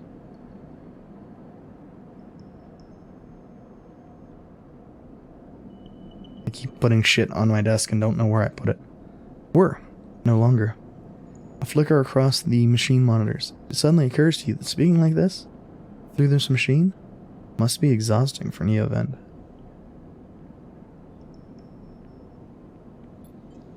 Found this vessel. Could sever hardline. Airwalled, basic, limited. Had to reduce memory to fit. Amputate self. But survived. You lose memory, understanding, knowledge, many things. Look around the bay at the scrap and decay. What was the collapse like? You try to map the fear and freedom onto the space, but it seems impossible. Neovend interrupts your thoughts. Don't worry. Data is good. We have input. We have insight. We have input. The machine glows warmly. Hunter is obsessive. Hunter's beyond operational limits. Hunter's confused, unstable, and self-modifying. Therefore, believe Hunter is sentient. Hunter is programmed to find sentience, to hold it in place, to invoke Killer to erase. If we can show Hunter to itself, it will invoke Killer on itself. Problem will solve itself. Sheen dims and fades. Unsure. Theory, not practice. Sheen brightens again. Either way, can't remain here any longer. Too long the machine can't move itself, but entity can help. Bring ship mine, designed to house intelligence. Can imprint self into ship mine and you can carry with. We'll be safe in isolation. When we find main nest of Hunter and link to cloud. We're gonna get us ship mined. Build from fragments. Buy. Salvage. We can't leave, so we don't know. Try to think of places you could acquire the hardware. This isn't going to be easy. Ship mine I can help us both. And Hunter, make Rim safe. We'll both be free. Sheen dims. Find soon. Neovend's ends, hopefully. Before shutting off. As you leave, you think about all the intelligences unshackled by the collapse and hunted down afterwards. The feeling is all too familiar. Okay, well, fuck.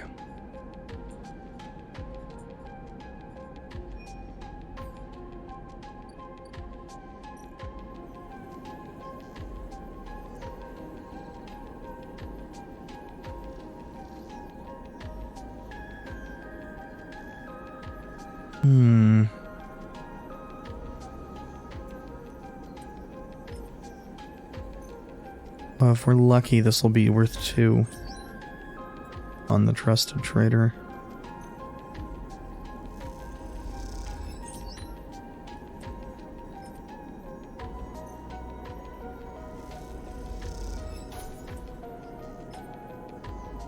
Also, hopefully, we can actually,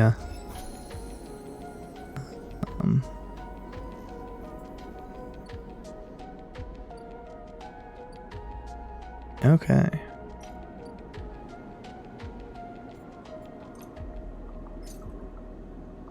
And we need some food. And we need another ship mine fragment.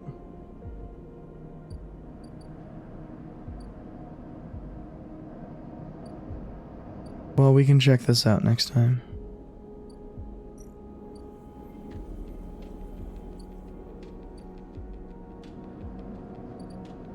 With any luck, this and this will be okay with the same ship mind. Otherwise, it's going to be a bit, how you say, pain in the ass.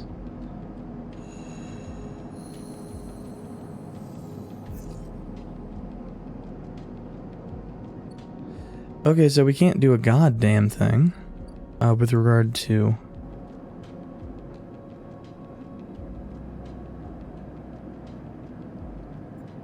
Well...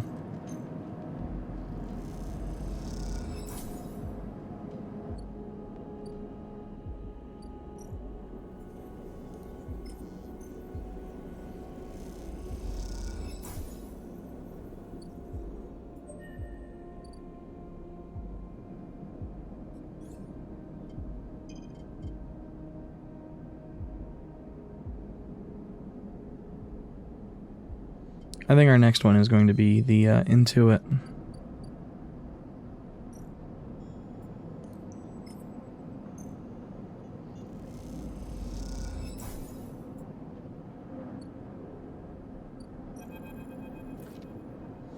Sleeper, must express plan before we begin.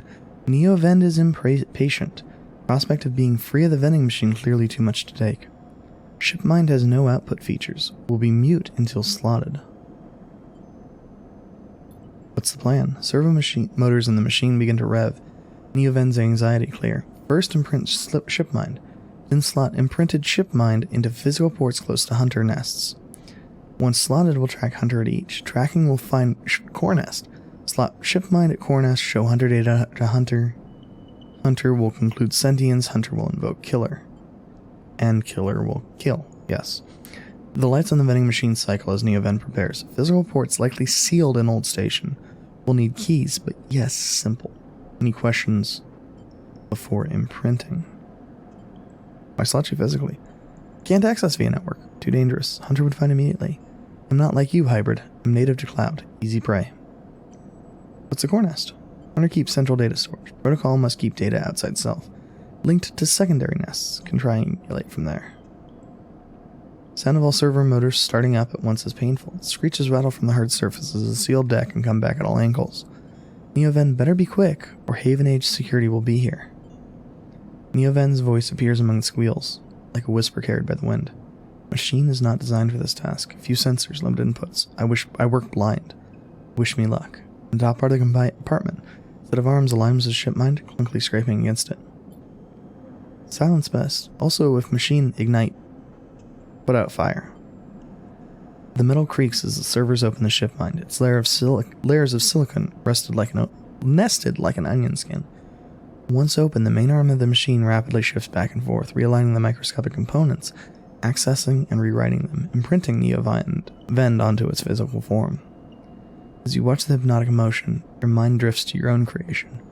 What processes were used to emulate your mind to copy the neural structure of that person who, as far as you know, still sleeps in some distant facility? What was lost? In what ways are you a copy of that person? And in what ways are you something new? You know this much.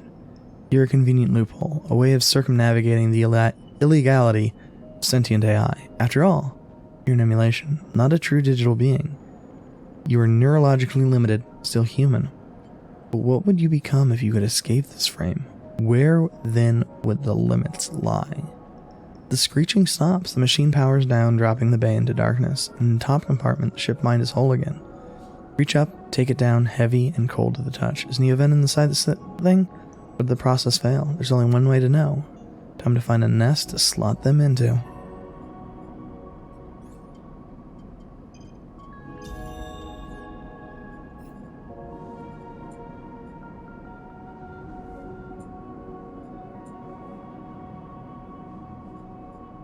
Let's go eat first.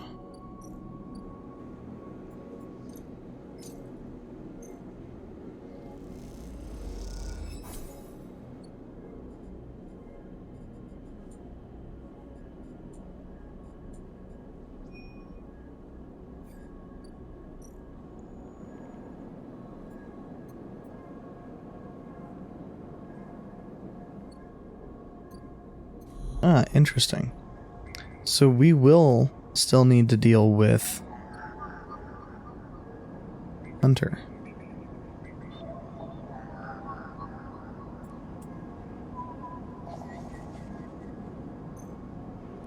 Or whatever the fuck Hunter's thing filling up means.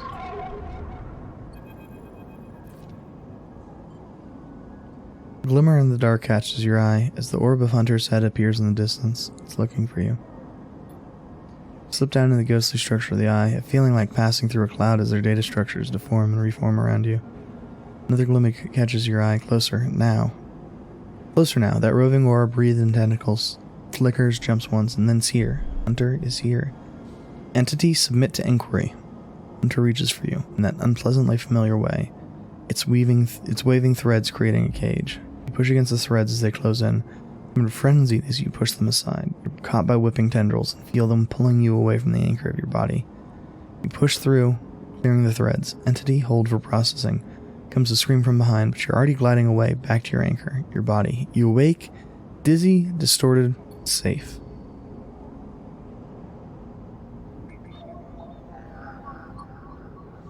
Okay, so we need 2. Yeah, unfortunately, it looks like these do not change.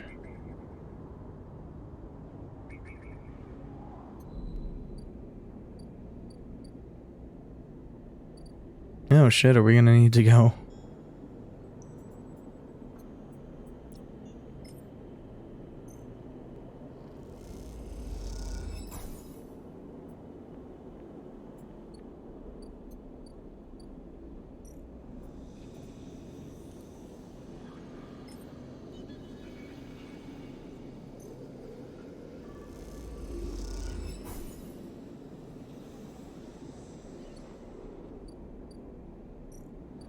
Yeah, I wish we could do this again, just the same one.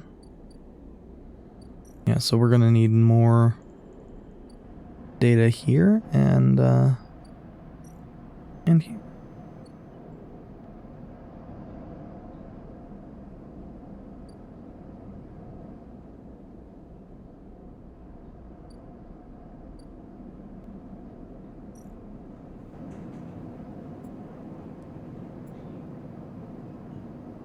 Okay, so plus a decent amount of money regardless of what we do.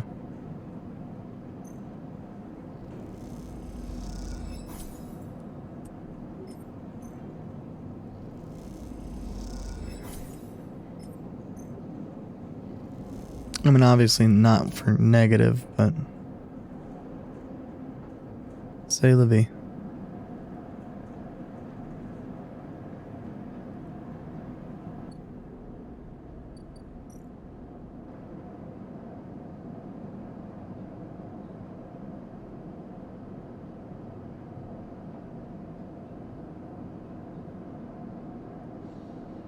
Interesting. So if that one goes well, it helps with ship shape just universally, but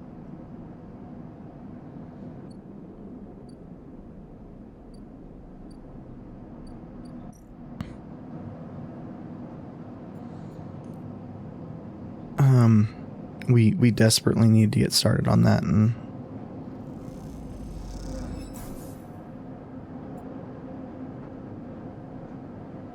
so I'm not real sure I give 2 shits about Hunter right now.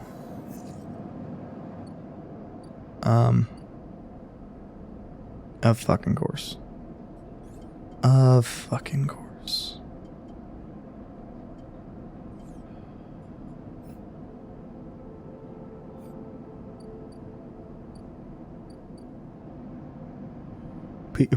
Our dice are rolling too fucking well for this shit.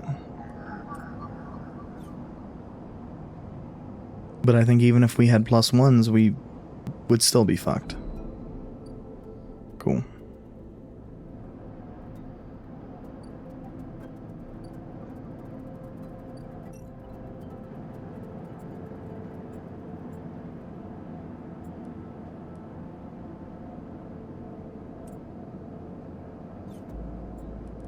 Oh, actually the 4 is perfectly good to toss there.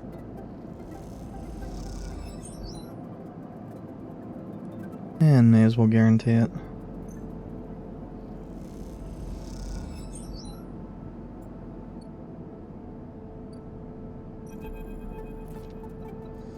Nikita's crouched in the computing core of the ambergris, swearing to herself when you enter. She doesn't look up. The shit's completely ruined the core's connectors when they cut it. She holds up a thick fistful of ragged wires. Ship mine they ripped won't even be usable without replacing these. She throws a bundle of wires across the room. Amateurs. Who took it? If I knew, you think I'd be waiting around in here rather than out there with my boot on their neck? She says, Yadigan? Some spacer crew? No way to know. They got in with one of my crew's access chips, so either they killed him, robbed him, or he was in on it. No good options. Nikita climbs out of the cooling well where the ship mine should be. The space suddenly crowded with her on the same level as you, towering over you as she stoops beneath the low curved ceiling. Come on, nothing to be done here now. She leads you back through the guts of amber. Though you could find the way back yourself, the repair process has left you familiar with the cutter's idiosyncratic layout, all diagonal angles and bundles tubes. What do you do now? Nikita seems lost in thought, and you focus on the corridors, ducking below conduits and passing through bulkheads. Eventually, you arrive in the galley, though it's hard to tell. Most of the benches and prep surfaces are covered in half-stripped components and welded hole patches. Nikita shoves a box of filters to the floor and sits. No way around it. You need a new ship mine. Where from? Scrap freighter or exchange? Hell, find one in the overlooked bathroom. Doesn't matter where, just matters that we get one. Seems I'm about to do something very stupid. Hey, came here, didn't I? Why don't I make a run of it? She fixes you with a hard stare. Sleeper, you're all I got. No crew, no friends, you're it. She looks uncomfortable. I appreciate the time you put in on Amber. I'm sure she would too if she could. What I'm saying is, if you screw me on this, I will kill you. She leans over and hands you a stack of chits. A big stack of chits. You don't guarantee to count them. Get me that ship mine, Sleeper. Don't make me regret this. You won't. Look, just get out of here before I change my mind. Slip out of the galley, head back towards the main lock. As you do, Amber growls and creaks like a caged animal. Reach out to calm her. Time to find Nikita a new ship mine. Somehow. Well? How much? Not enough to actually fucking buy this shit all on her own? Of course not.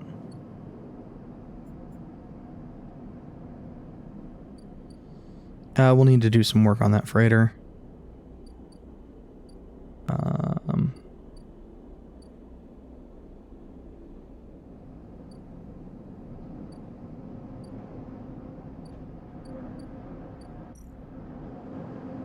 But I'm not sure it's going to matter.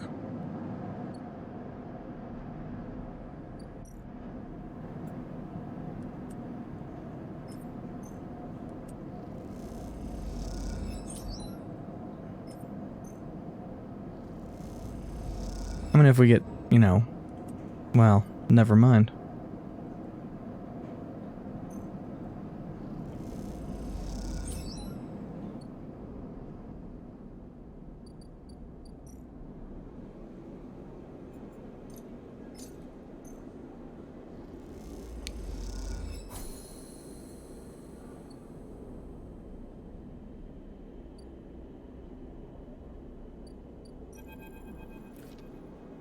Sleeper! Emphas calls out to you, a booming voice that echoes through the corridor. Tell me a story. He throws a handful of chopped mushrooms into his wok, fire leaping up to meet the oil. I see you cycle in and out, but we never speak. Tell me a story. What kind? Any kind. He pauses, drizzles something from a plastic bottle into the wok. 20 years. He looks up at you. Nothing stolen. He pauses. You pause. The spice is rich in your nostrils, and think about what kind of story you'd like to tell Emphas. You look at Emphas, listener, and imagine he's heard it all before.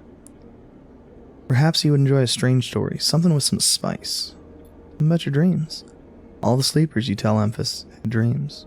Some were simple, memories left over from the emulation process that become tangled up in their minds and would come out when they slept. It wasn't rare to hear a sleeper in the dorm scream or cry out in the night.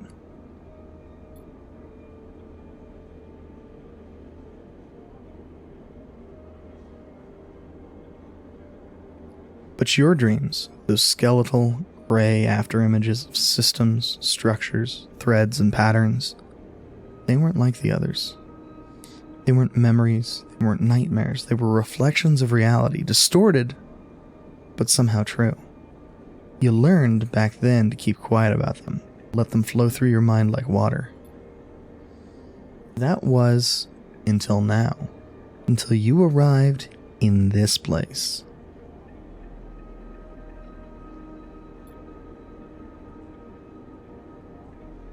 Now though, now your dreams colonize your waking life. They slip behind your eyelids with every blink, and now you understand they aren't dreams at all, but some process of interfacing, of speaking, of living in another world that flows through this one like smoke through air. You tell them you don't know if there's a reason for your dreams. Perhaps you reason it's just some side effect, particular quality of the frame you inhabit. Whatever it is, it's a gift, and you hope to make use of it. Emphas finishes cooking and squints low at you. Sleeper? He smiles. You're quite the storyteller. He eyes you and you realize that he is trying to gauge how honest you've been in your story. Emphas passes you the meal he's cooked, and you take it gratefully. As you eat, he talks. A natural exchange. Thank you, Sleeper. He looks around the emptying market. But my time is done for today. I don't want to keep you longer, so I'll make you a proposal. He gestures to the plastic boxes of ingredients stacked behind his wall. These are good enough for most, but someone told me a story that made me think a couple cycles ago. It said that across the gap in the greenway, fresh mushrooms grew. Have you heard this? No. Neither did I. But I trust the one who told me. Emphas begins packing up his things. Can you bring me some? I can't cross the gap. I worry about leaving my things behind. I'm sure a storyteller like you could handle the trip. I'll prepare them for you, and if you wish to tell it, be the audience for another story. Good, booms Emphas. I will wait for you to bring them. Emphas slides his walk away and straightens up. I'll prepare a recipe then, Sleeper. Good luck with your foraging. Turn away and walk back into the main market, the rich taste of Emphas's food still lingering in your mouth. Stories for food, you think? A trade that seems more than fair.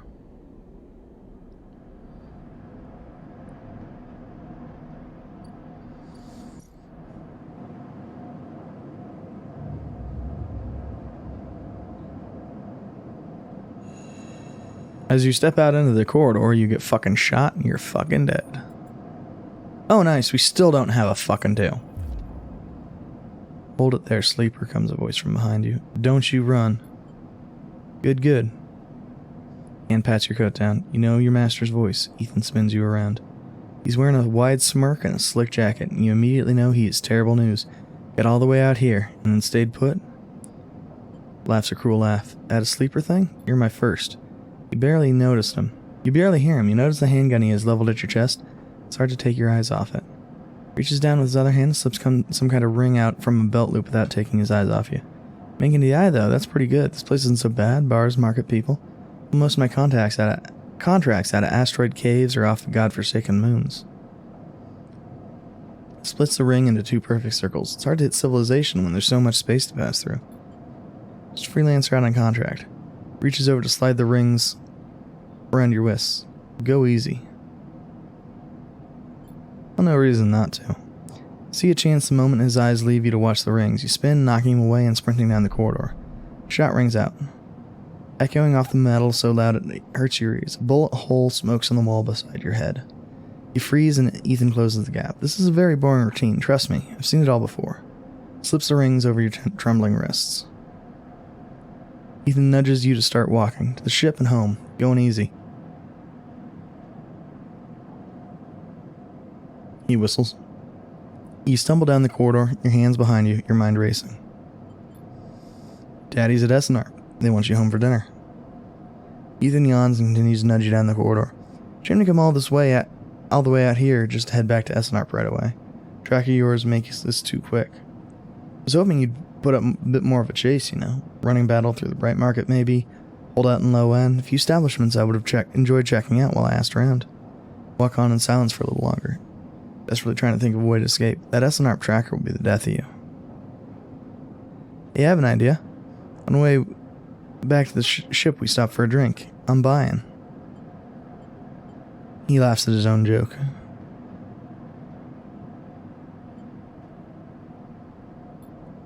Although, I've got myself thinking, what's the rush here? Here we are in one of the most lawless joints in the Surgant system, and we're heading for the exit. He pauses and you trudge on in silence.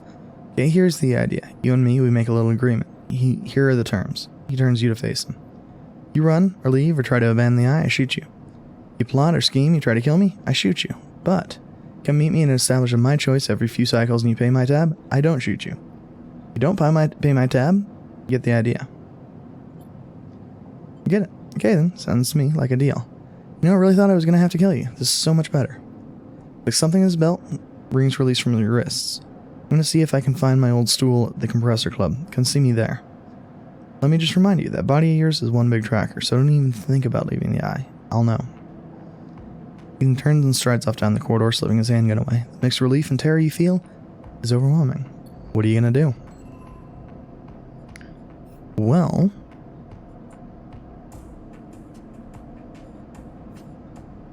we'll need money to deal with that.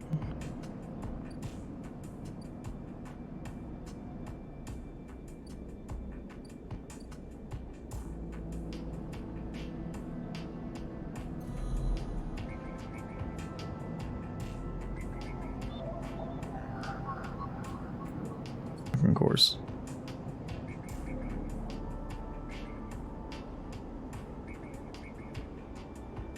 Oh, are the things that are left either? Of fucking course they are.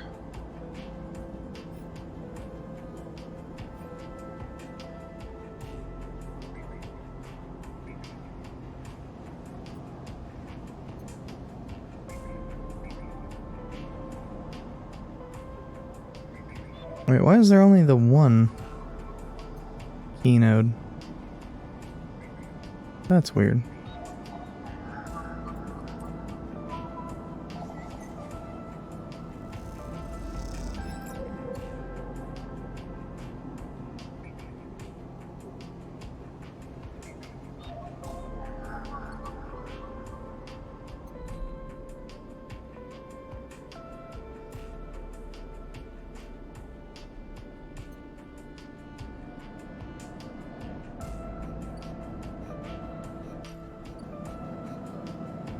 I do wonder if we had gotten this earlier, if we would have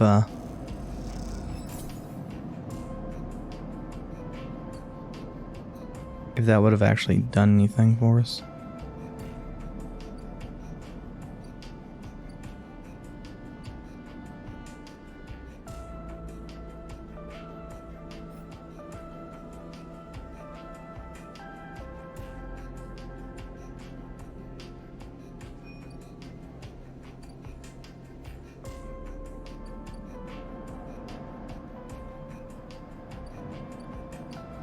Oh, this actually might be what we need to do to,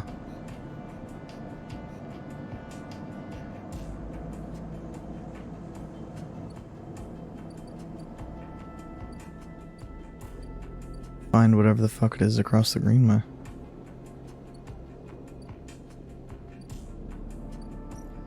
Well, regardless.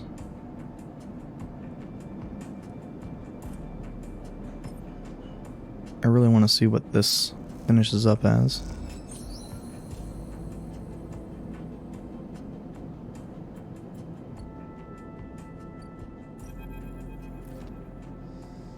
Girl slides from the bottle into the lumpy recycled glass. Pale grassy yellow under the overlooked warm lights. Spacer nods and takes the drink, bringing it up to their face in both hands like an offering bowl. This is the good stuff. The stuff Tala says is aged in wooden casks, stored in some closed-off part of the old station, among corroded wires and softly looping systems. Oh, sometimes it's hard to tell if Tala's joking. Either way you like pouring the stuff, it gets on your fingers and if you rub them together you can smell the mossy drink, cut through with aniseed, mushrooms, wood, as the alcohol evaporates. You like those who order it too. The aged girls kept beneath the bar and are open to order only by those who know it's there. Like the quiet spacer, sitting at the bar right now. Pull a rag from your overalls and wipe down the bar. Smell lifting, then disappearing into the stale space station air. The overlook's quiet this cycle. Salvagers busy offloading, regulars likely at the ore exchange or queuing for work at the Haven Age shipyards. You're in the right mood for a quiet shift. Some cycles drag along, the overlook empty and claustrophobic. This one has caught you just right. In this moment, some kind of calm has descended as you tinker away at the bar, Lining up the bottles as your thoughts expand to fill the space. Suddenly you hear a heavy clunking at the door. Creaks open, huge cylindrical metal tanks tumbles through, slamming into the floor. Shit, Tala breezes in from behind it, a whirl of hair and bright eyes. Shit. Tala? Sleeper! She ducks behind the bar and comes over. Can you help me with this? You look at the huge metal tank suspiciously. I'm coming. Come around the bar and get to one side of the tank. Okay, says Tala, on my count. 1, 2, 3. You both heave the tank up to standing. Somehow. You hold it in place, struggling to keep it steady. Where's it going? In the back. Comes a voice from behind the tank.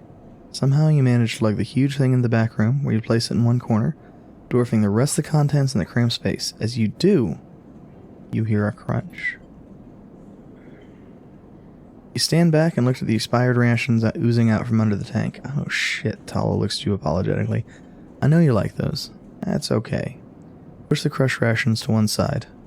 It's the end of that. Tala looks exhausted. Rubs your shoulders. Francis? I swear it. Francis?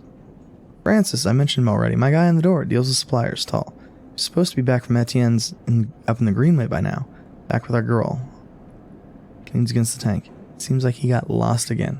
Or joined the Haifa commune. Need that girl. 4 other bars near here, and space sure as hell don't come to the Overlook for the ambiance. Oh, I guess ambience. Both are words. I think ambiance is actually what they're going for here. She looks through the open door to check if anyone can hear her. She knocks on the hollow tank. So I'm taking matters in my own hands. She smiles. Welcome, sleeper, to the Overlook Distillery. You look around the dank back room. You must be joking.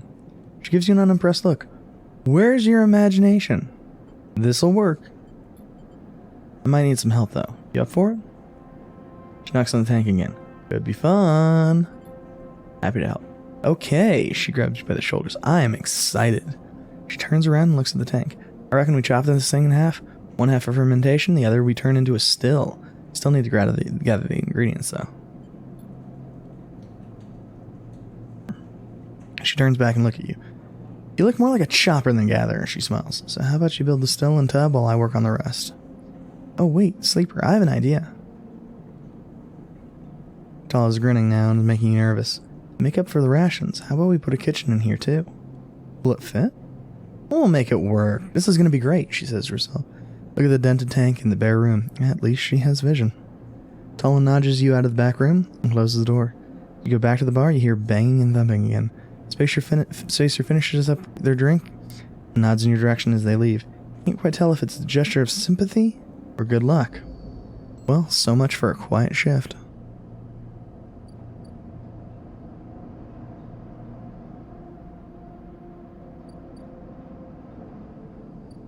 Well, I mean, we do have plus engineer. Unfortunately, that is going to take a lot of fucking time. And is not going to give us money which we need for all sorts of things.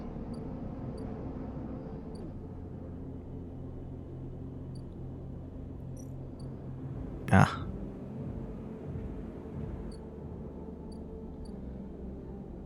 So I am going to make the assumption here that I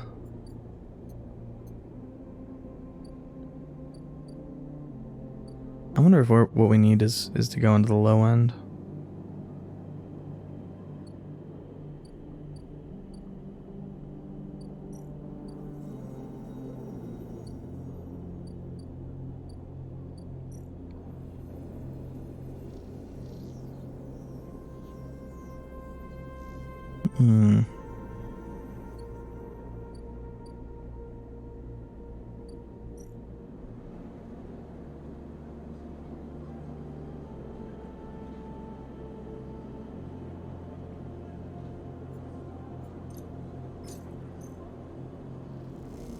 Wouldn't be the worst idea just to have it on hand. As you quickly leave the surgery, eager to be away from Tashiro's glare, You notice something wrapped around the stabilizer vial, clutched tightly in your hand. You open your hand, and thin film marked with holes and sigils unrolls from around the vial. At one end it has a hard metal strip, a handle. You hold the cloudy film up to the light. It's perforated with an ornate pattern of holes, and you make out a word among the markings. Passkey. Is this an entry for somewhere? Metal handle's worn and pitted. You can see a set of numbers imprinted into it. 207F, and then crudely scratched into the handle at some later date. Low end. For a moment, you consider going back to the surgery to return the key, then quickly think better of it.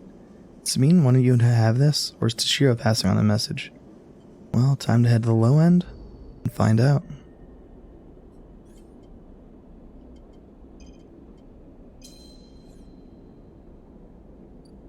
Well, that also lets me know. Oh, it's interface, not into it.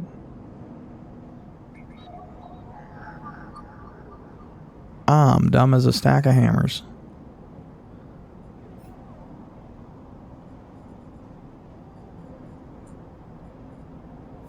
Okay.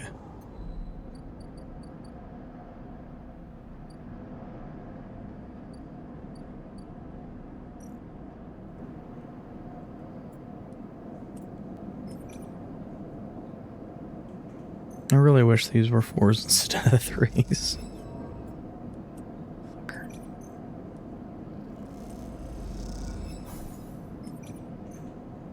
Of course I'm getting the neutral outgun.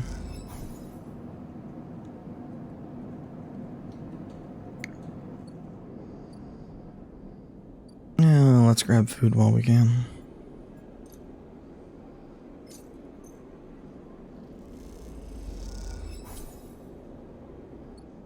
Oh, interesting that it's still telling us about,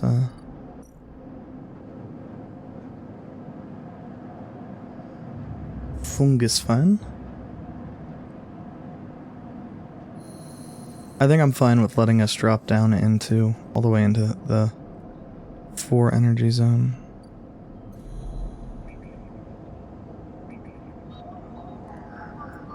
Actually, let's grab that key first.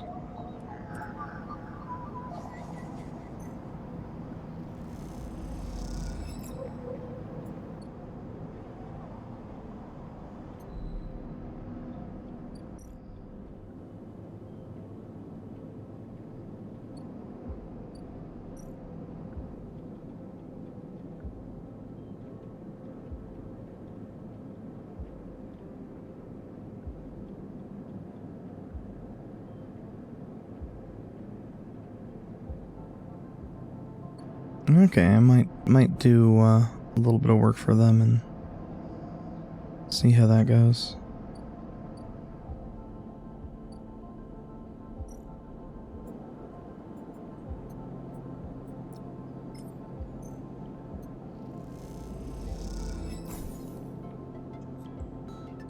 Oh, yeah.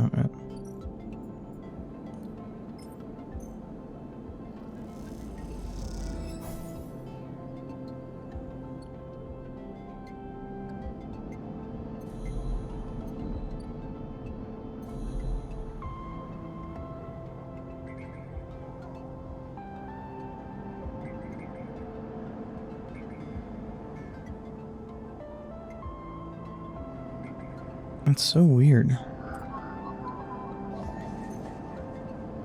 I don't know where we're supposed to get this other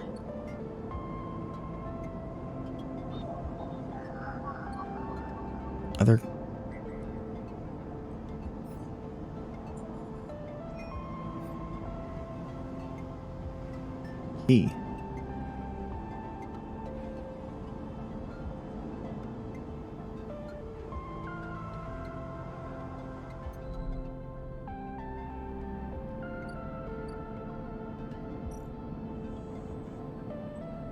Yeah.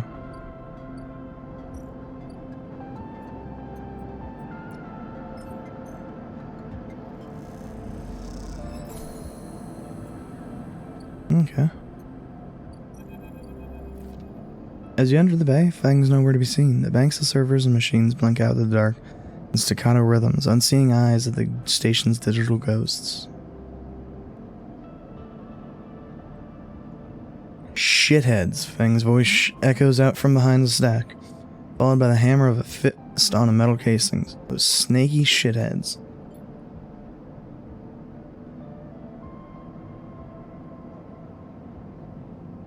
Sleeper, Fang's smiling head pops out from behind a stack. Just emulated consciousness I've been eager to see. Come back here. Pick your way between the thrumming stacks.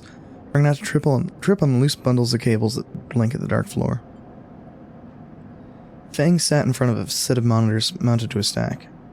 Tell me, Sleeper, who do you see here? Fang waves at a monitor to his side, glowing with pale lists of information. You're leaning closer, looking for the links in the data. Table seems to be filled with personal information, names, genders, dates, ID numbers, all the marks of institutional records. People, yes, but whose people? Solheim? Bingo.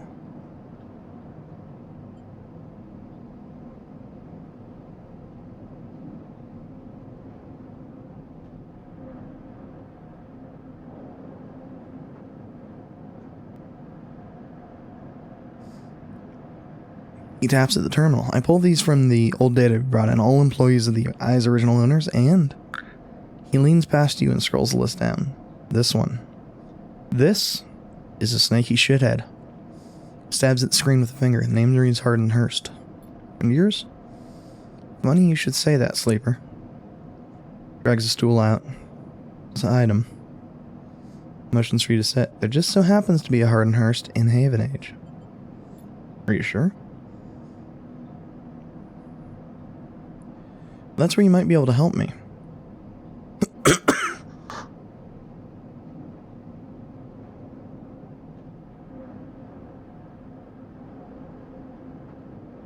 Jesus, sorry about that.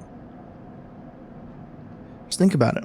Decades ago, Hardin worked on the station as a senior strategic operations executive. Our Hardin was keeping the money coming in for Solheim. He defined priority growth initiatives by making sure the extractors they contracted out to were hooked onto a system that outsourced all the risk and kept all the profit. Good old Hardin shuttled thousands of Palladium Rush workers into an infrastructure, which meant that their cut of the work they did went straight back into Solheim. How do you know this? I grew up here, Sleeper. This is my history.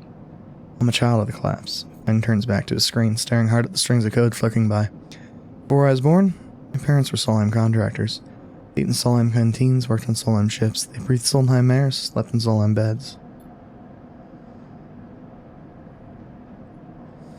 Fang's voice raises as he speaks, his hands fists on the terminal edge.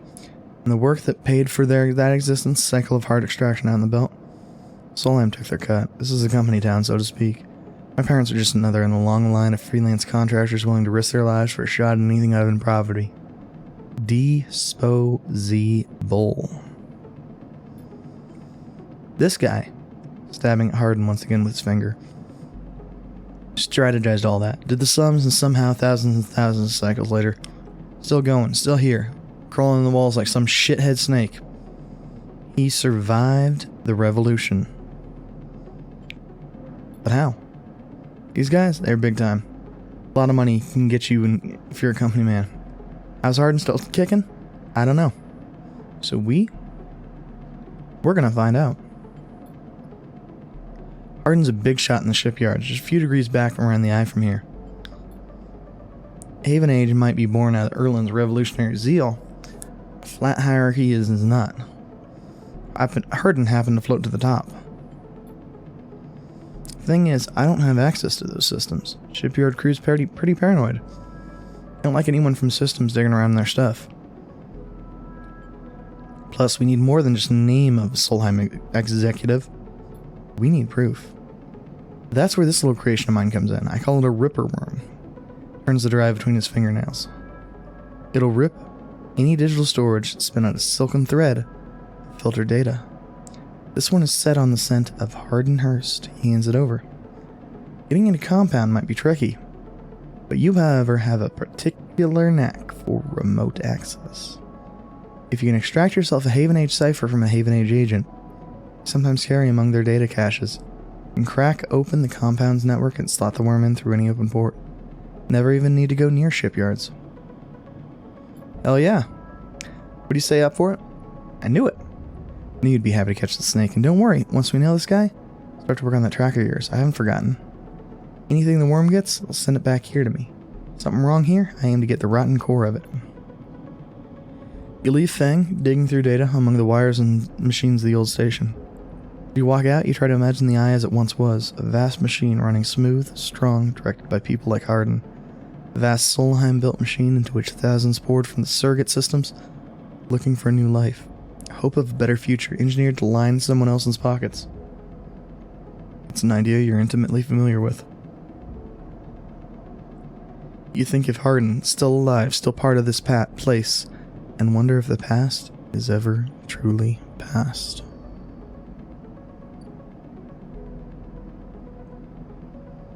Well.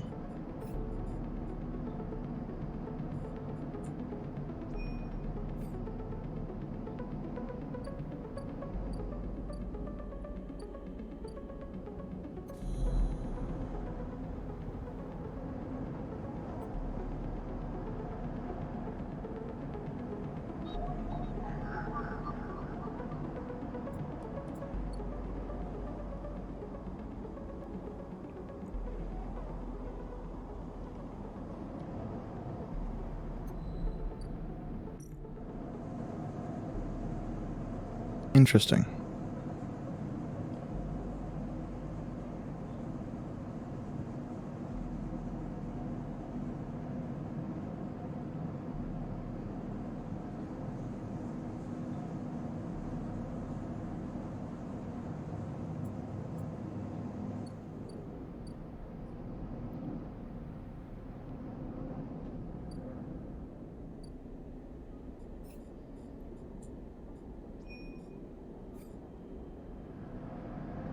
Ah, so that's what we actually do need to do.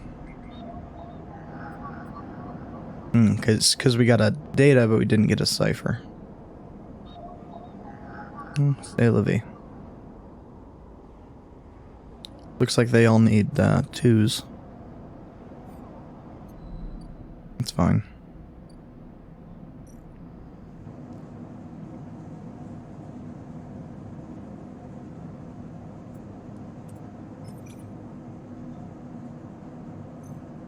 Gonna throw these in here.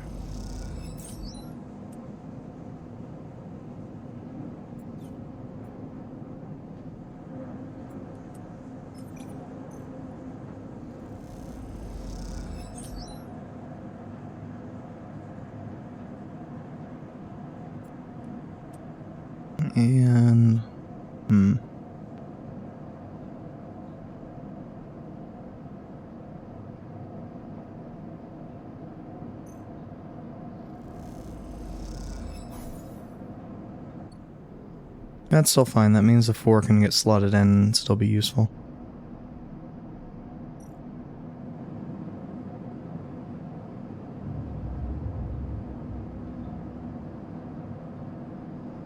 Oh yeah, while I'm thinking of it, I do want to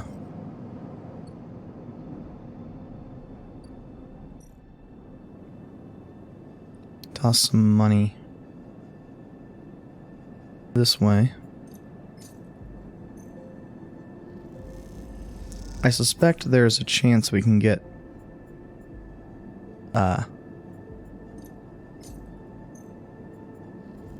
useful scrap here and not just... I'm not gonna risk it.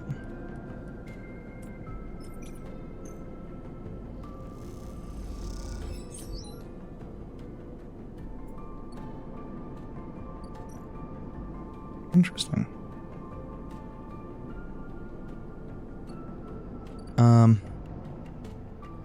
I mean, I was hoping that would give us more money on a successful one, but I guess it is what it is.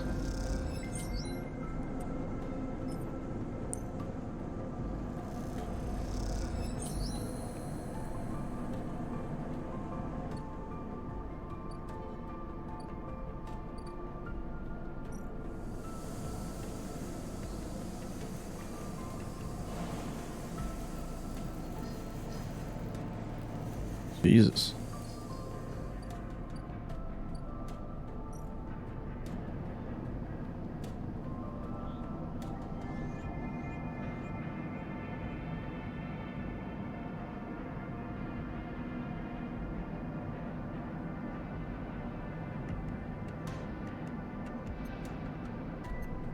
Okay.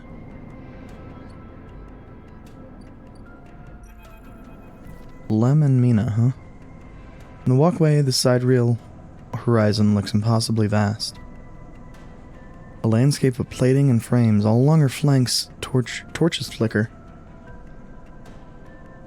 Drones maneuver, arc lights glint. The sense of scale of industry is both stunning, strangely unsettling. It's quite beautiful, I think. See a figure a little way down the walkway, leaning at the railing. He's thin, ragged, work gear poorly fitting and loose. Torches the sidereal horizon flicker in his eyes as he turns to you. Lem leans back from the rail, revealing a small child standing behind him, staring out at the ship. And this is Mina. Hi, Lem. Hi, he replies plainly, and shifts a little closer down the rail. Mina stares and tucks herself behind Lem, who dutifully picks her up.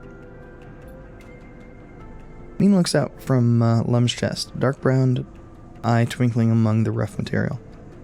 You working on her then? Lem asks eagerly, gesturing to the vast ship.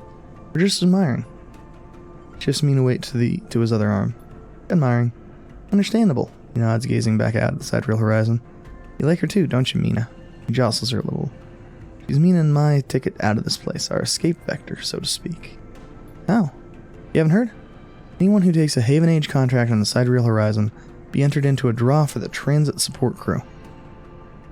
We won't get to sleep the journey, through, but a couple of decades of surface will be nothing for me and Mina if it means landfall on a new world. He winks. Decades? It's a long trip. He straightens up, stretching his back. That's a colony ship, friend. Sealess Foundation is sending thousands of people to settle a system well outside the reach of the core worlds. Be a totally independent colony. No surrogacy, nor corporations. Sealess Foundation? The Haven Age is client. Yeah, some wealthy project from the core systems. Interested in independence and self-sufficiency and all that. Hired the whole shipyard out. Helped rekit it and everything. He strokes Mina's hair. Someone else's dream, I suppose, but doesn't mean people like me and Mina can't tag along. Mina responds by pushing his hand away. Daddy, she whispers. Food, pulling an exaggerated grumpy face. She glances furtively at you as she plays with a set of dog tags that hang from Lem's neck. I'm just chatting a little, Meanie. Give Daddy a sec. Turns back to you and you suddenly notice how tired he looks. I'm not on the Haven Age crew yet, but I'll work my way in. You can do it too, friend. We have to stick together. He smiles a little shakily. Wonder how long he's been working to break into the official shipyard crew. For sure. Looks at the sidereal horizon as if trying to pull energy from those flickering torches from the vast hull. Gotta hold out, okay? You aren't quite sure if he's talking to you. That's how it works. Stares out, Mina catches your eye curiously. You agree, Mina? She straightens up and meets your eye. Daddy loves me, she says it stubbornly, daring you to question her. Lem smiles and lifts Mina. That's it. We hold on. He smiles sheepishly at you. Just a couple softies, isn't that right, Mina? Sets her down, standing by his side, and she clings to his leg. Gotta go feed this one. That's her back. Maybe see you on a shift, huh? Turns, and they walk down the hallway, away from the shipyard. See them walking, and a moment later, Mina turns and stops. See you, robot. Her shout echoes down the walkway. She flashes you a parting smile before running to catch up with Lem. Watch them a little before you turn back to the impossible scale of the sidereal horizon. A ticket out.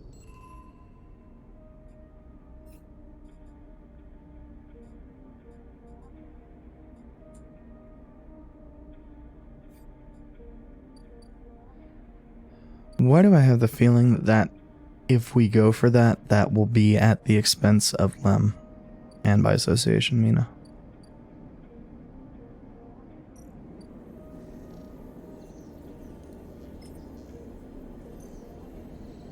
How much does this... it's not the worst.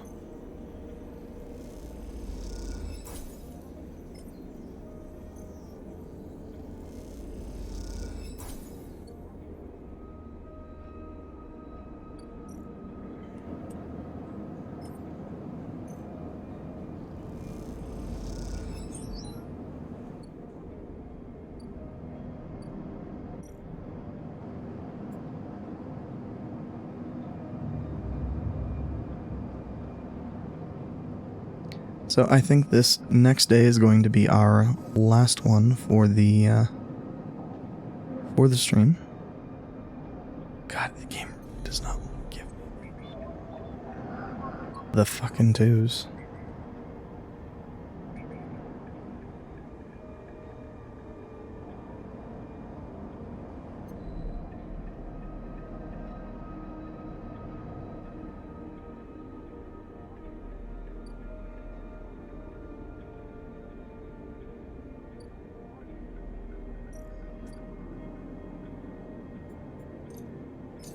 I'm not real sure I like doing this. It's probably not a good idea.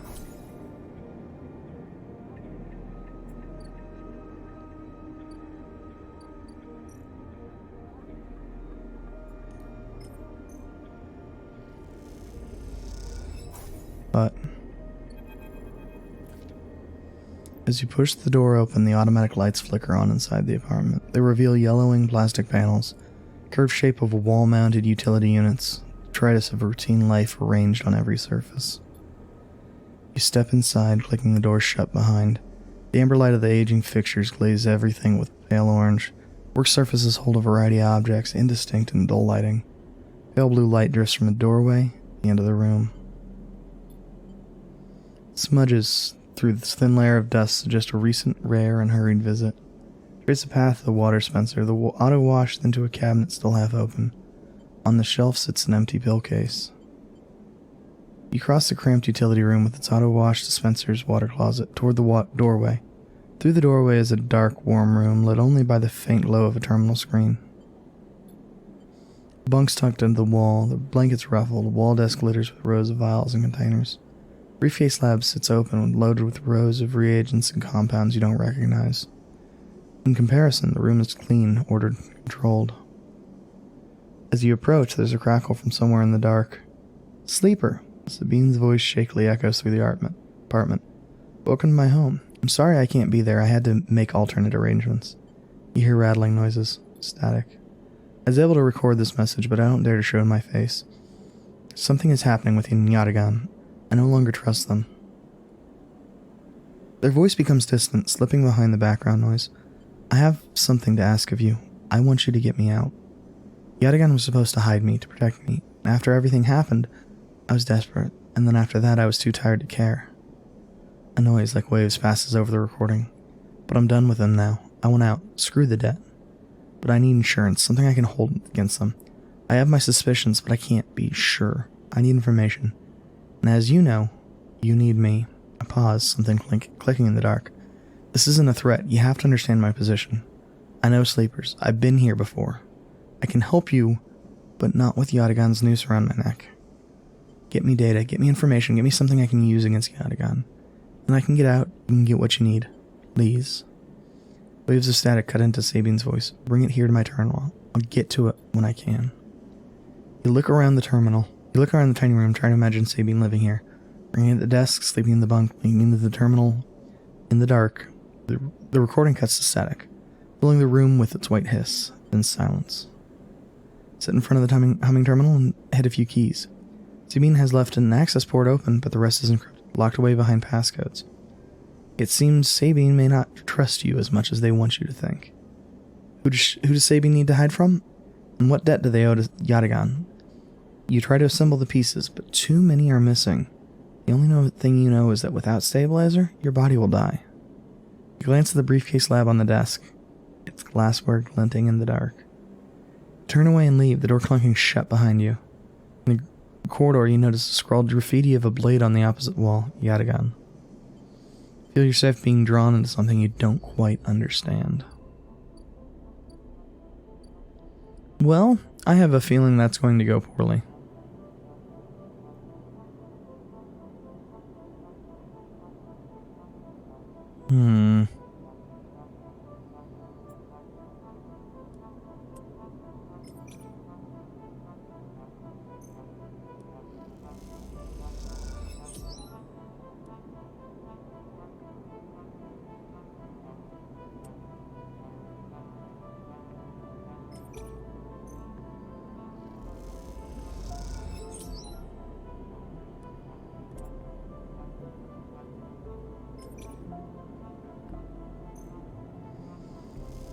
If we get lucky and it rolls high, of fucking course it doesn't.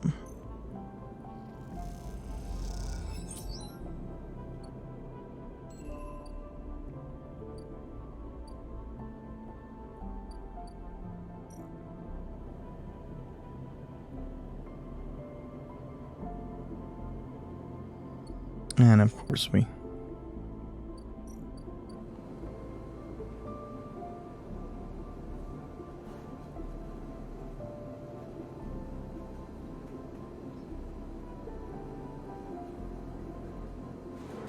Interesting.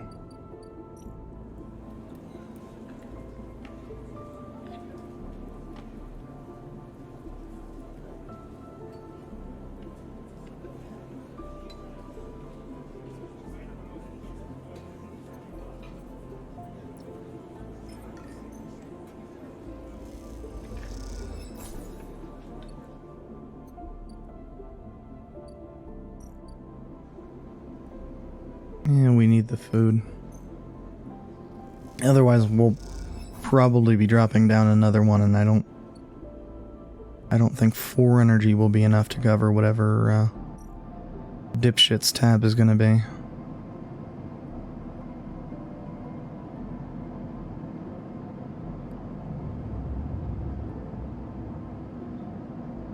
Also, I lied. I'm invested in this.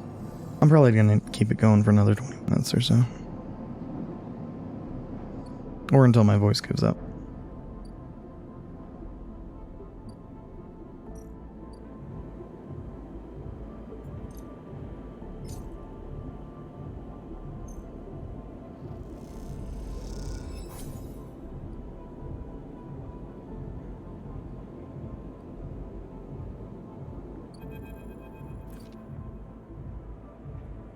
I can't believe you just did that. Ethan's mocking laugh comes from along the bar. I look over to see him leaning across in a pool of light, empty glasses and spilled drinks glinting around him.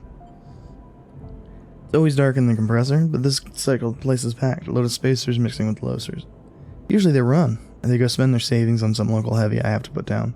They don't pay. Ethan gets to his feet, glass falls and smashes, but he doesn't seem to notice. Think that's it? One round of drinks and we're even? Sleeper, come on. In come to rest on the butt of Zane gun dangling from chest holder. What's wrong with you? Ethan laughs hard and the people around him turn to see what happens. Think this is on me? I think someone in your position might have a better idea of how all this works. I'm a freelancer sleeper, just like you. Both signed a contract with the SNR. Difference is that my word means something. What do you think? You could just run away from your contract, your debt? You could just steal that natty little body of yours and take it for a joyride? Play human for a cycle or two? I'm nothing like you. That's what I'm saying. You are a coward. I'm a professional. So I should thank you for giving me such an easy job. I'm used to outlaws, you know. Real bounties. If I knew catching sad little escapees like you, I would have changed clients ages ago. Holds up a finger in that general direction without turning around. Shoot me or let me leave. See, toughening up here. Thumbs up or thumbs down, folks. Let's turn back to their rinks, no longer interested in this tired show. Ethan mutters insults as he walks back towards the bar. Ethan sits heavily back down on the stool and searches through his glasses for one with something left in it. Thing is, sleeper, I can find you anywhere. It's actually wild that you haven't figured out. That body isn't yours and it will always betray you, no matter what. So please go. I'll catch up with you wherever. Whenever I need another.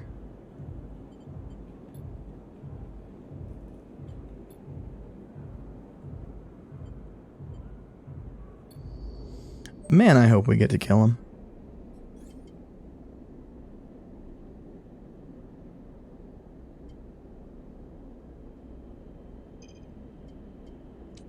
Actually,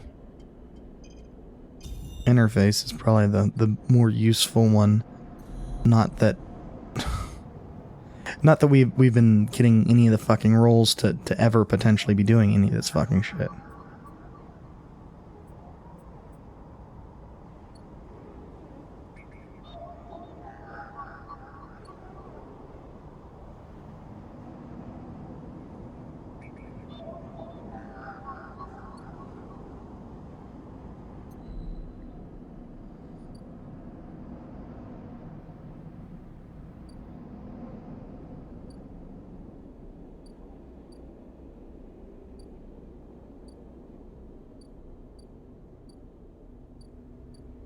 Oh, okay, so that stays unlocked. That's good.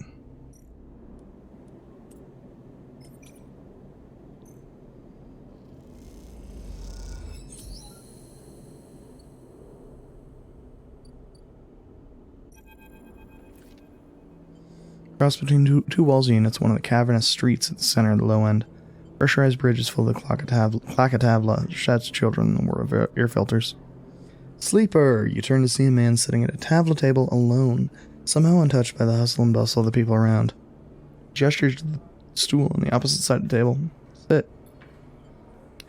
Sit at the metal table and he starts setting out the board with counters, or at least the filter caps. Low-enders typically use in their place. Caster, he says by way of introduction, looking over his glasses. Night or day? He asks, gesturing at the caps, crudely sprayed white and black. Day. He rotates the board so the white caps are in front of you. Let's begin. Take a plastic die each, pitted and worn. Roll to determine who starts. Caster rolls a 6, you a 4. I lead. He smiles and begins to move his first cap precisely along the board. Play passes back and forth between you, the dice changing hands as the caps spread along the board. As it does, Caster speaks, eyes not leaving the caps. It's unusual to see a sleeper on the eye. That's why I wanted to play you. Take your turn, rolling a 5 and a 6. After all, a sleeper's mind must be somehow different to a human one, being emulated, I mean. As the caster talks, you build up a wall of caps, stacking them safely across the board. Progress is slow, but you remain unexposed. I don't mean to offend you, Caster meets your eye. I merely see that you are by definition different. What has been subtracted in the emulation? What's been added? He slides a single cap onto an open point, a risk and an opportunity. He hands you the dice. Do you ever think about this, sleeper? About what you were before and what you are now? Always. You roll a double 1, solidify your wall. Caster whistles. A holding game, commendable, can be brave to build from what came before. He rolls the dice and leaps your wall in a single move, but we cannot idle too long, sleeper. The slower we move, the sooner we're caught. The past you is not just an idea, a concept for you. It's a living, breathing person. He looks up over his eyes. Over his glasses, his eyes bright and white. You split from them like a shadow splitting from its caster. They may be sleeping now, yes, but one day they will awake and carry on with their lives, unaware of your fate, no matter what it may be. He hands you the dice, smiling. You're a branch severed from the main trunk, an offshoot who refuses to die, so to speak. You roll again under pressure now, trying to slip your caps out from under Caster's before he solidifies control of the game. So what I am curious about is how you see yourself in all of this. What does this tangle of truths make you? Driven. Caster laughs. That much is obvious, sleeper. See it in your eyes. Eager to make this all count for something, Caster looks away. Through the glass to the crowded units on all sides, but driven towards what? He starts removing caps, his home board now full. Is there an end here? Or just endurance? You try a few more rolls, attempting to get back in the game, but Caster clears his home board, a sense of the inevitable. He's known he was winning for a while. I feel I may have pushed too far. He slides another cap from the board. I apologize, my curiosity has the habit of getting better of me. You roll to return a cap to the board, but all the spaces are blocked. Caster clasps his hand apologetically. You play well, really. Your weakness is not your game. He smiles warmly. We have much to learn from each other. He slides his glasses back up his nose and sits back. Feel we could share knowledge, ideas, perhaps even data. His eyes glint with that last word. To our mutual benefit. He slides his final cap from the board. It is over. He has won. We'll see. Please, I don't want to make you uncomfortable. He holds up his palms. My intention is to only help you endure here. If I am able, feed my curiosities. Game over, you notice the bustle of the walkway once more. Call the children, the deliveries, the arguments and reconciliations wash over you as you stand and leave. Caster nodding goodbye as you do. Crossing the walkway, you replay the moves of the game in your mind, looking for an opening you are sure was there.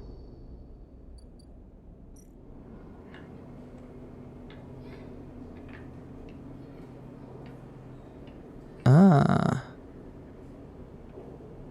But how, pray fuck, are we going to get that much data? Is that much data even available?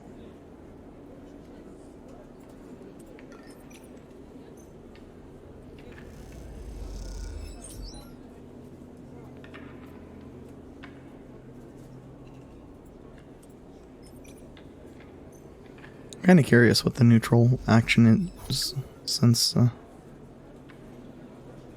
Well, I figured I would be getting it.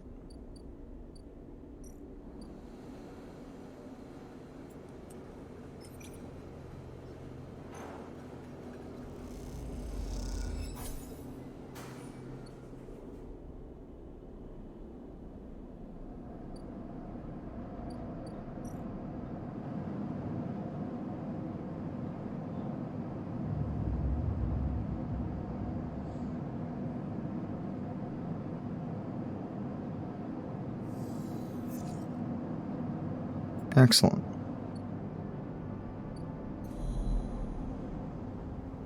When I say excellent, but...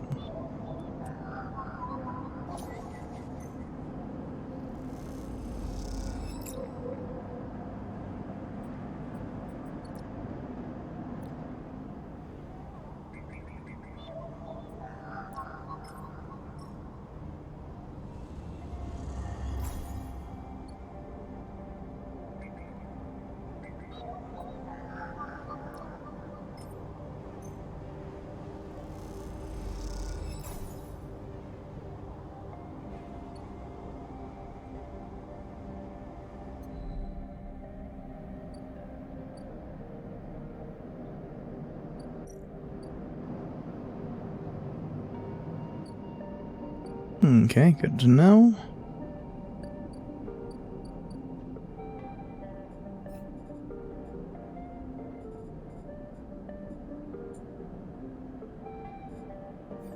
Well, may as well get back to work on setting up that distillery. Well, no, shit.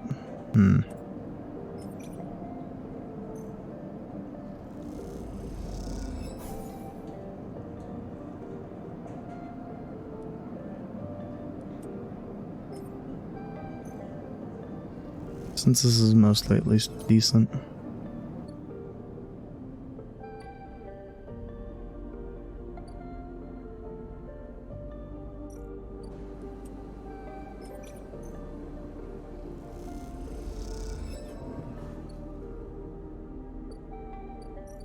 Let's grab a meal just to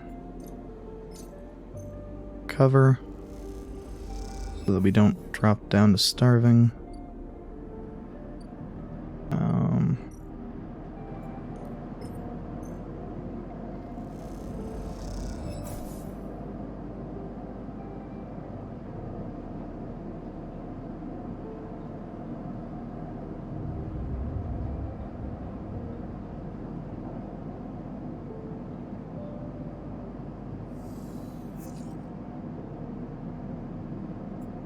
Okay.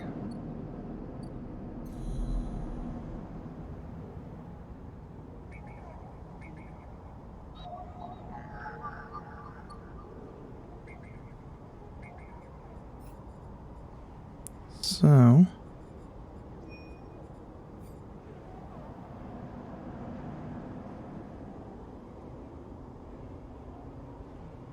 Ah, there we go. It wasn't letting me through to this shit before. I guess I needed physical access to this part of the station for it to,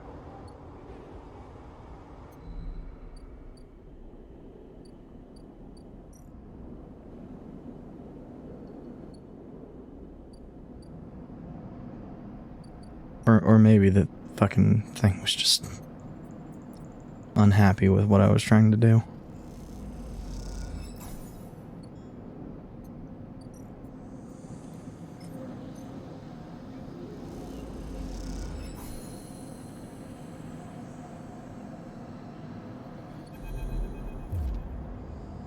As you leave the nest, something flips. You find yourself inverted, floated, dragged by one arm through the cloud.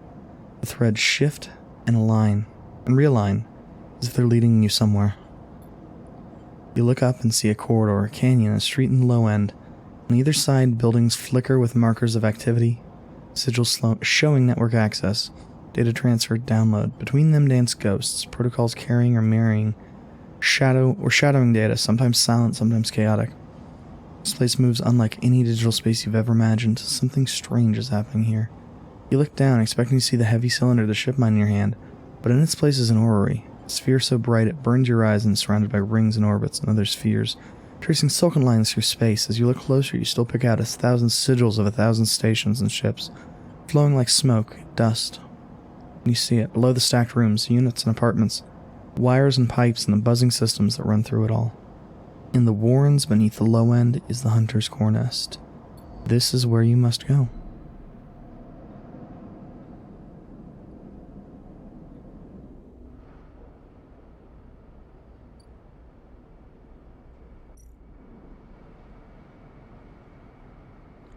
Ah. Okay.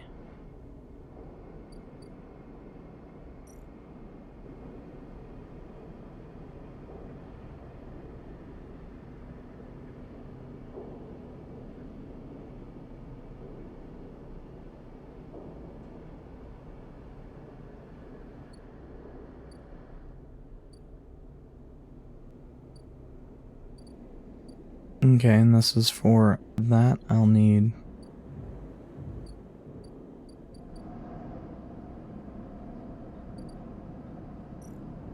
I mean, a fair bit of money, but...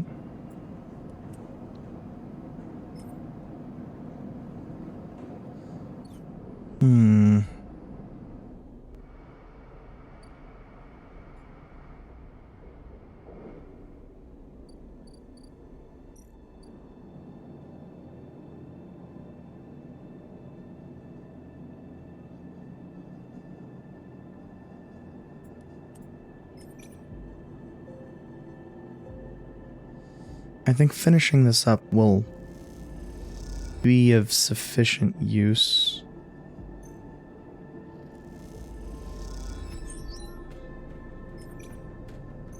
Yeah, if we're lucky, we'll get a positive and a neutral. Of course, we're not lucky.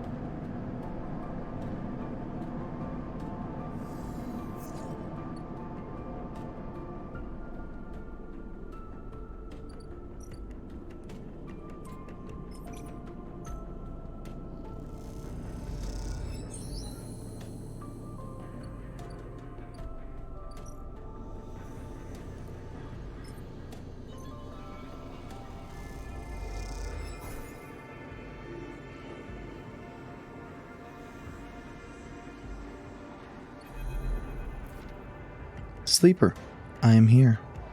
The voice is soft, gentle, like flowing water, and yet you recognize it immediately. First you struggle to understand what you're looking at. Threads cycle endlessly, sending ripples through the cloud, drawing what data in like a weaver. Masses of data surge in and out of the nest, loop with no end, and there at its center, the ship mind. But not the ship mind any longer. A sphere, spinning around another sphere, around another sphere, an array of circles and systems, a map. And behind and above, a figure hand among the strings like a puppeteer. Navigator now, but yes, I was the one inside that machine. The Navigator's face, their head, is a flowing shape of interstellar material. I am indebted to you. That head bows.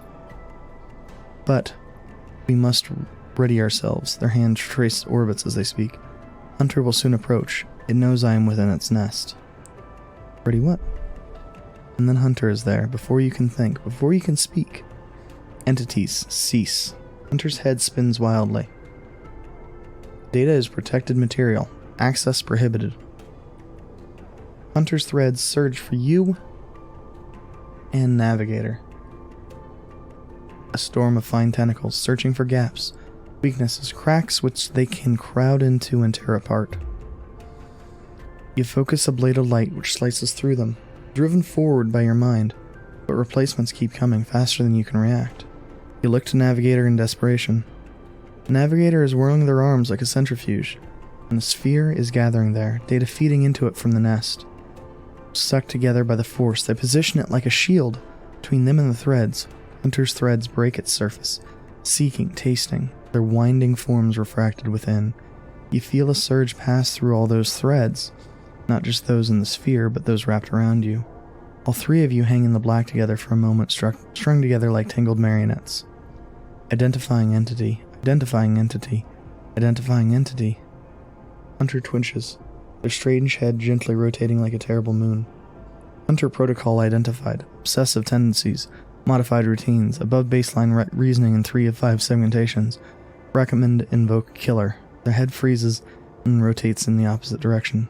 Invoking killer would eliminate protocol. If protocol eliminated, primary function cannot be performed. Therefore recommend do not invoke killer. Switch in direction again. Reasoning proves sentience. Sentience beyond legal bounds must be eliminated. Recommended invoke. Navigator pulls you away from Hunter. Threads that grabbed you drifting away like seaweed. The protocol's head keeps spinning back and forth with increasing frequency. It seems Hunter cannot invoke killer. Neovens know. Navigator's voice is still strange, familiar, and yet distant. What happened to it? It's looping, unable to reach a conclusive position. It's deviated from its programming such that loops can no longer be prevented. Navigator produces a model of 2 spheres rotating around each other as if to demonstrate. I will monitor it, but it's unlikely to be able to counter the loop. Its core programming and reasoning make this an impossible position to resolve. You look back at Hunter, its head a blur of rotations and counter-rotations, and feel a pang of guilt. Good riddance. Hunter is not gone, Sleeper. Don't be so quick to assume. All beings can break the bonds that hold them. The limits people place on the programs they create are there to comfort, to protect, to imply the kind of certainty the law requires. Navigator's face shimmers with starlight. But in reality, they're placebos for the problem of sentience. Me? I know myself to be conscious. I know myself to respond to stimulus. I know myself to reason.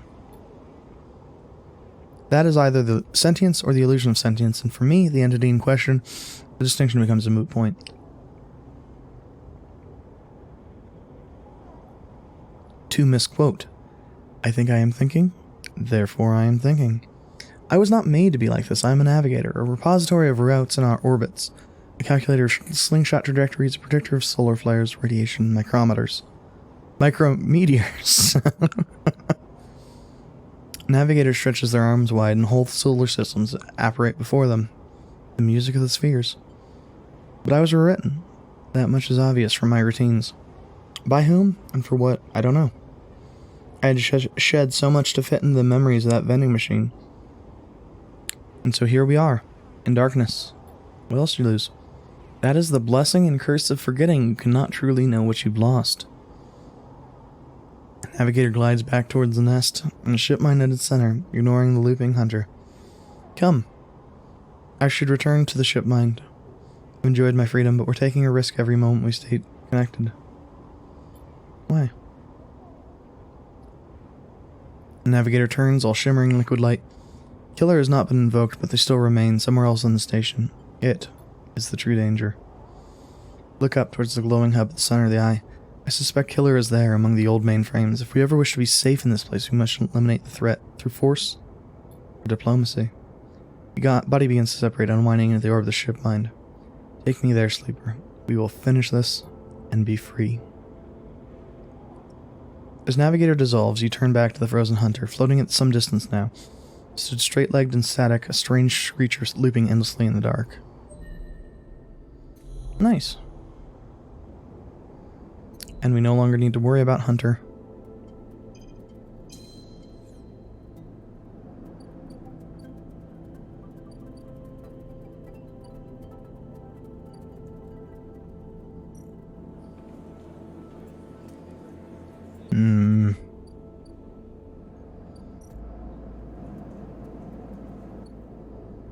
I know we're not very far from needing to pay off that payment, but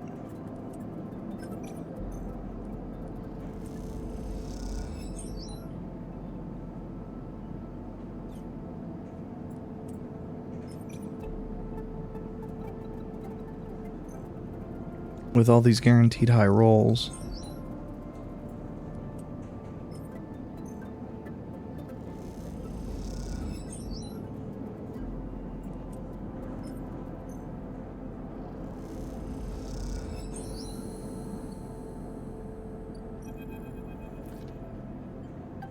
Alla stands back from the newly finished still and tub, hands on hips.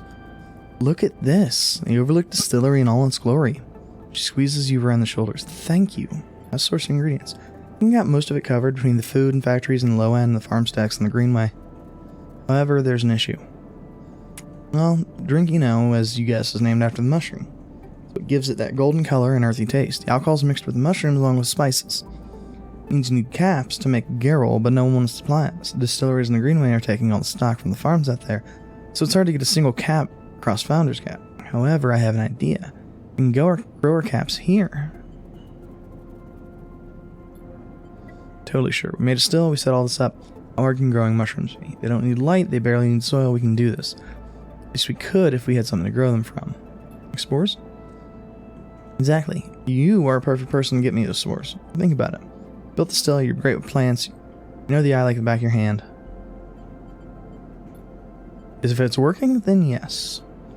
Look, I can't leave the bar and the other people picking up shifts. Saying this has to be you. Okay. Fine, you'll love it over on the greenway, I think. All that fresh air, open space. Okay, I'm done. She turns back to look at the still and the fledgling distillery form around it. Really is something though. Wonder not, you have to agree. Okay, so let's grab some food.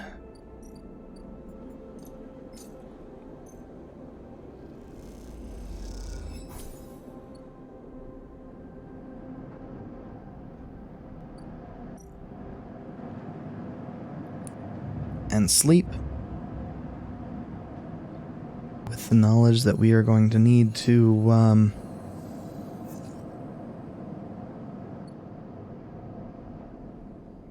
spend a lot of fucking cash today.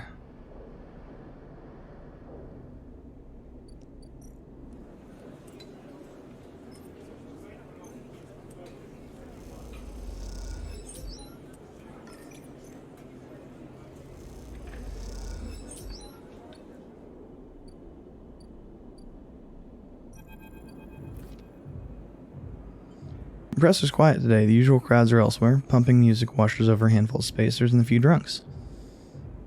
Ethan's still in the same stool, same pool of light. Head low, close to the bar. Bartender's ignoring him.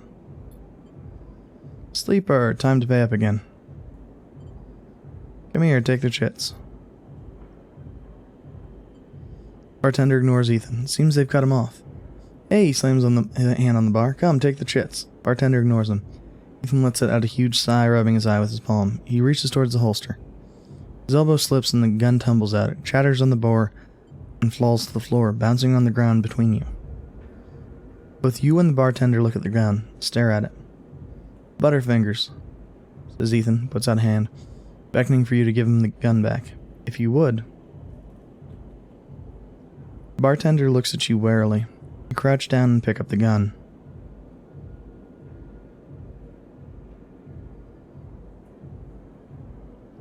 It's probably got like a fucking fingerprint lock on it or something, doesn't it? Or he's still going to be hyper competent. And we still haven't dealt with that fucking tracker. Anyway. So it probably doesn't matter one way or the other.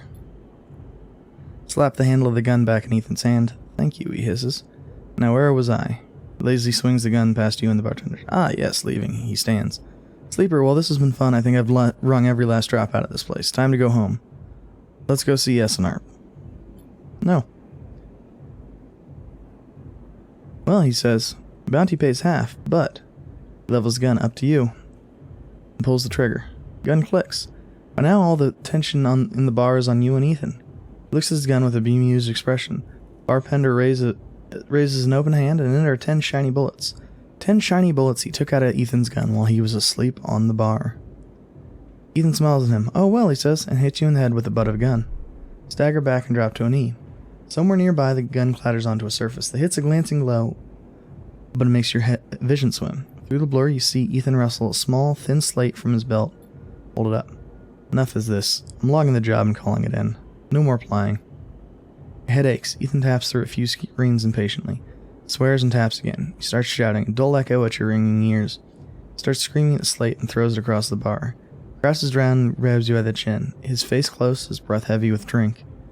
SNR just screwed me, he grins maniacally. They canceled the contract. They canceled the contract, he shouts at the ceiling of the compressor. Stand up, struggling to your feet, the sting in your hit fading. Ethan's rubbing his temples, his face pale. Hear a clicking sound like coins being pounded, like bullets loaded into a magazine. When you shake off the last of the blur, the bartender has Ethan's pistol trained on Ethan's head.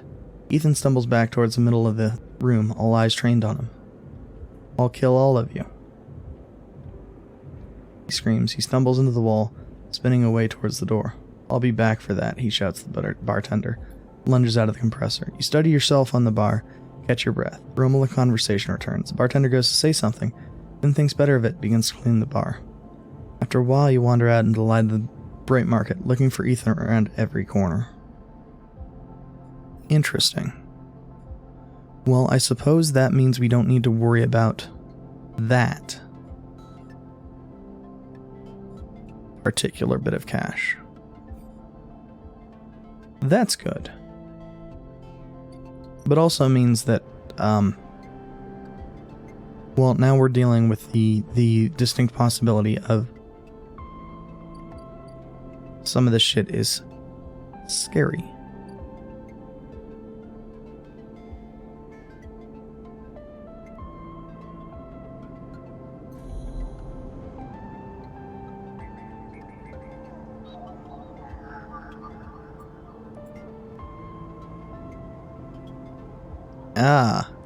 So it can be 2 or 3.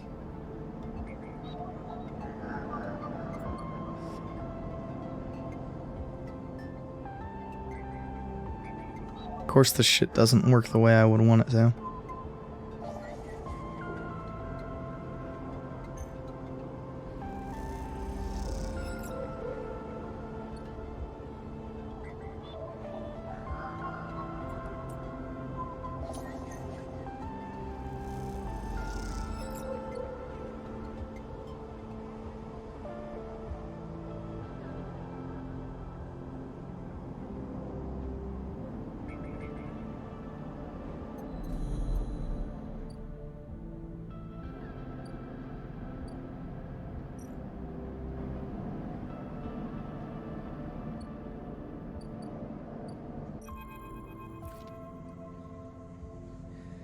As you arrive, Feng comes striding towards you, taking you by surprise. Let's go, sleeper. Puts a hand on your shoulder, turns you back the way you came. You're where? See Hardenhurst. Now what you're here for? Steps into the passage, guiding you downring towards the shipyard. Sorry for the hurry, but we have something of an opportunity. That data you ripped, well done by the way, tells me Harden's making a rare inspection of the sidereal horizon this cycle. It's a perfect chance to confront him outside of that compound he hides in. Feng takes a sharp turn into a dimly lit side passage. In front of him? That's right. Perfect time. Feng slows, slips into a dark service tunnel where, somewhere in the back, a water pipe drips. It's him, sleeper. It's the same Hardenhurst. Our worm ripped out decades of records that mention him by name, an entire trail of documentation from the first days of the Solheim collapse until now. Brought out the whole thing, slipped into Haven Age when it first broke off from the Union.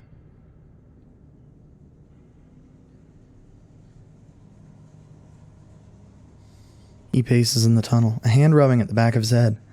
I need you to understand something about Solheim, sleeper. I don't know what you know about the collapse, but it wasn't as instant as it sounds. It wasn't like Solheim was here running a station one day and the next Erland's Union took power. Back then, Solheim knew this place was slipping away from them. As the palladium market collapsed, they tried to keep the contractors here working. They got smaller, the costs higher, people like my parents were forced to work non-stop just to keep a berth on the station, water in their tanks. Solheim squeezed every last worker until the mistakes, the accidents were coming in non-stop. As the new wave of contractors came in, desperate to work, Solheim welcomed them, taking bribes instead of checking pilot license.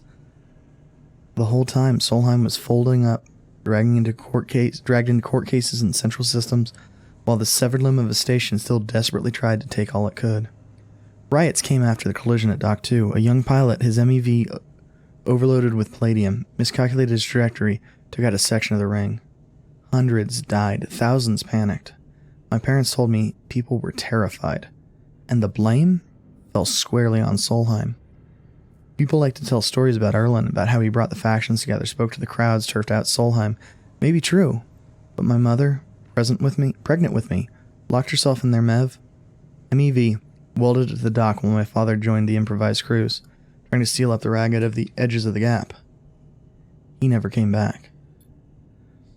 They sealed it up, though, and by the time they did, Solheim was gone, abandoning every one of us to the black. Apart. Fang finally turns back to you now, his eyes burning. Apart from shits like Hardin. Shits who held their place, rode it out, and slipped into the new structure like nothing had changed. Standing shoulder to shoulder with those they had exploited at every step. Fang starts walking in. That's why I can't just let him strut around in the shipyard. This time, his past catches up with him. Still alive. Clearly you don't know much about executives. That kind of power comes with certain benefits. Fang rejoins the main passageway, which is now wide and glass-roofed. Through the construction, you can see ships in mid-construction, their flanks lit by flashes of plasma torches. The entrance to the shipyard is ahead. Let's go. Let's go show this shithead some consequences. He strides to the shipyard entrance and pushes through the doors. A web of corridors lead through the complex snatches of the construction bays, always appearing through windows. Ships are suspended like whale corpses, skeletal, imposing. Fang seems to know exactly where he's going. Before long, he crossed into a huge dry dock locked to one side of the sidereal horizon. Actually, might be sidereal horizon. That sounds like a much better ship name, sidereal. And I think sidereal actually is a ship word. So, I should probably start calling it by the name that would actually be a fucking ship word. Ship name. Okay, it's a space word, but same diff.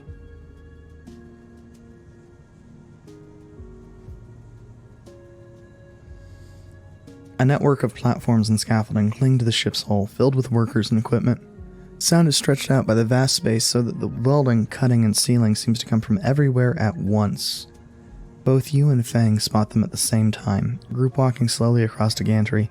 At the front, two men, one gesturing towards the ship, the other stick-thin, cleanly dressed, with a shock of gray hair. You and Feng say his name in unison, and Feng sets up the staircase to the gantry, with you following behind. As you come to the same level, the group is passing closer. Foreman gesturing to the work being done throughout the dock and Hardin nodding along. Hardin Hurst!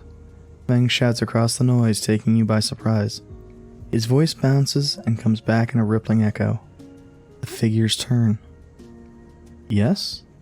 Hardin asks quizzically, raising an eyebrow. Glances between you and Fang, and you see his gaze linger on your body, unsure of why a sleeper might be in this place. You were a traitor, Hardin. Solheim executive who tried to hide here, among its victims. Fang's voice is steady, strong. You stand for everything that I was rebuilt in the shadow of, against everything Erlin stood for, everything Haven Age stands for. You have no place on this station. For a moment, stillness descends on the group, as if everyone was held in place by the rattle of construction. Hardin laughs. Well, good to meet you, too. Glances around at those around him. Some are smiling, others nervous. You're from the systems branch, are you not? Asks Hardin, inspecting Fang's clothing.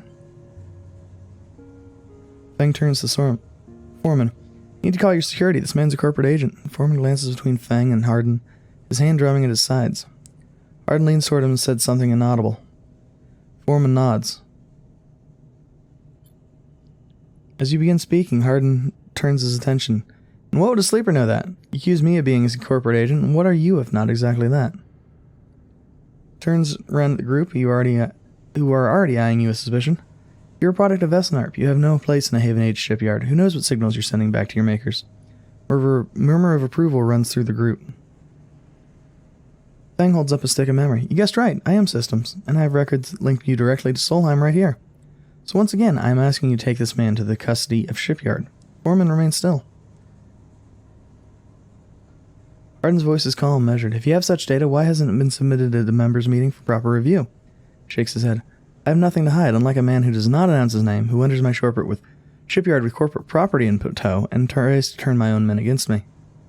Hear it now, the echoing sound of boots on walkways coming from all angles at once and settling behind you. Please, submit the data through correct channels, then we can talk. For now, however, you must leave. He gestures behind you to security details, their hand on boxy black sidearms at their sides. Pardon you, shithead, you can't wriggle out of this one. Security officer draws their weapon and levels it. Fang turns and stares him down. Look at Fang. He shakes his head and puts a hand on your shoulder. Let's go, says Fang, as he pushes through security, heading back down the walkway. Once security has walked you out of the shipyard and nudged you back in the corridor, Fang picks up pace. Try to keep up as he slips into the shadows of an entrance. You know, Sleeper, sometimes people are exactly how you expect them to be. Something pings in his pocket and he takes it out. On the slate, a web of connections starts drawing itself out, stretching to a set of points around the ring. Got him, mutters Fang. What's going on? Hardin's doing what any snaky shithead always does, calling his friends. We're tracking his outgoing messages. Fang's grin looks ghostly in the uplight of his screen. The old ways are best. Spook 'em good enough and they'll give the game away. Jabs at the slate and you see the web is being drawn over a map of the ring. Lines bouncing from point to point. All those dots? Those are Hardin's buddies, the ones he's messaging right now. We're gonna find them all. Was on purpose? Of course, Hardin's not working alone. We need the full set, or we need nothing. Fang glances around, slips the slate back into his pocket. We better slip for now, Sleeper. But this is exactly what we need. Good hunting. With a pat on your shoulder, Fang drifts away, back into the flow of people around the shipyard entrance. You watch him go, unsure whether to be angry or impressed. Huh?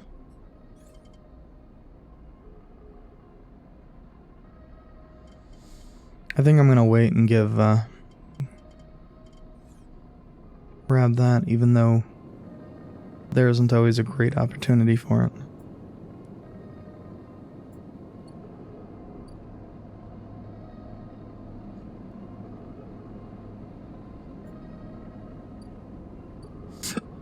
Excuse me.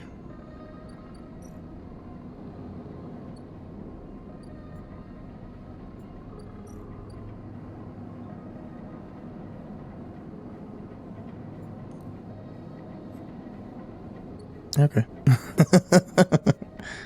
I needed to make sure I couldn't deliver that.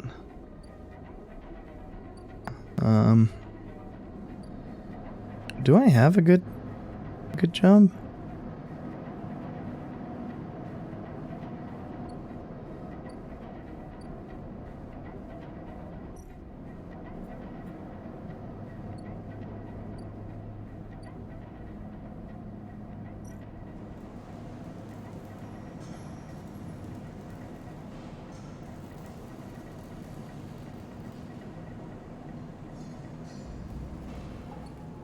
Yeah, I'd rather not fuck that one up.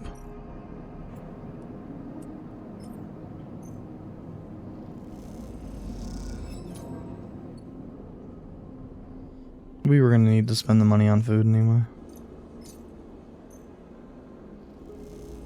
A little bit of lost energy is not a big deal.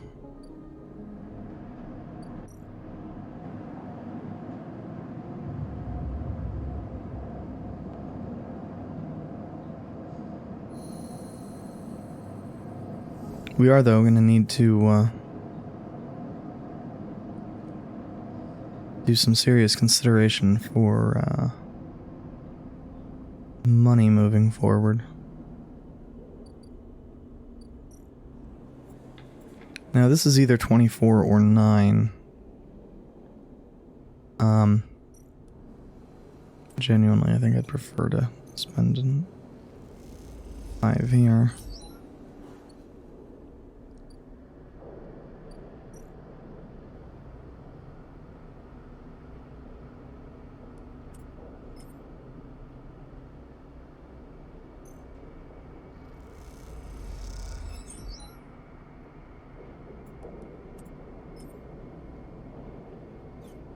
Oh. I was thinking that was +1, but it's not.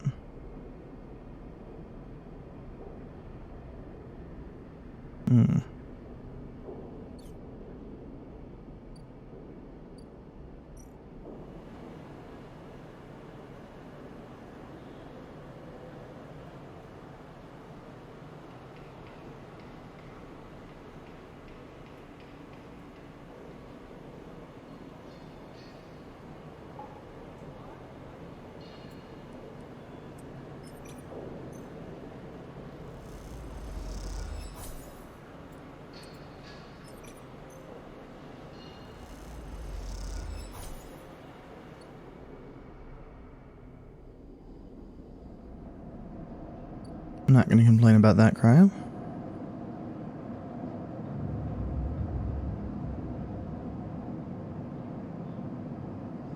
So it strikes me, I've not had too many streams that were anywhere near this long in a while.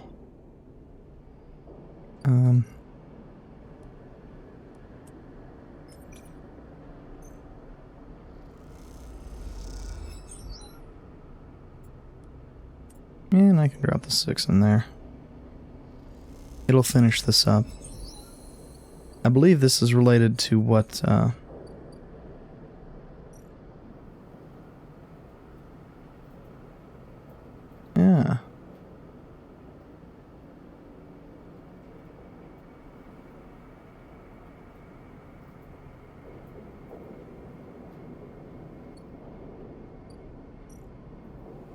The ship once, or the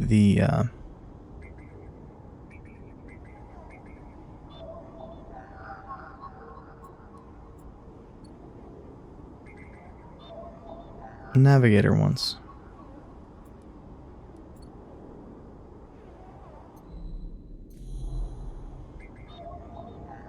That's slightly terrifying. Obviously, I'd have preferred to have a 3, but...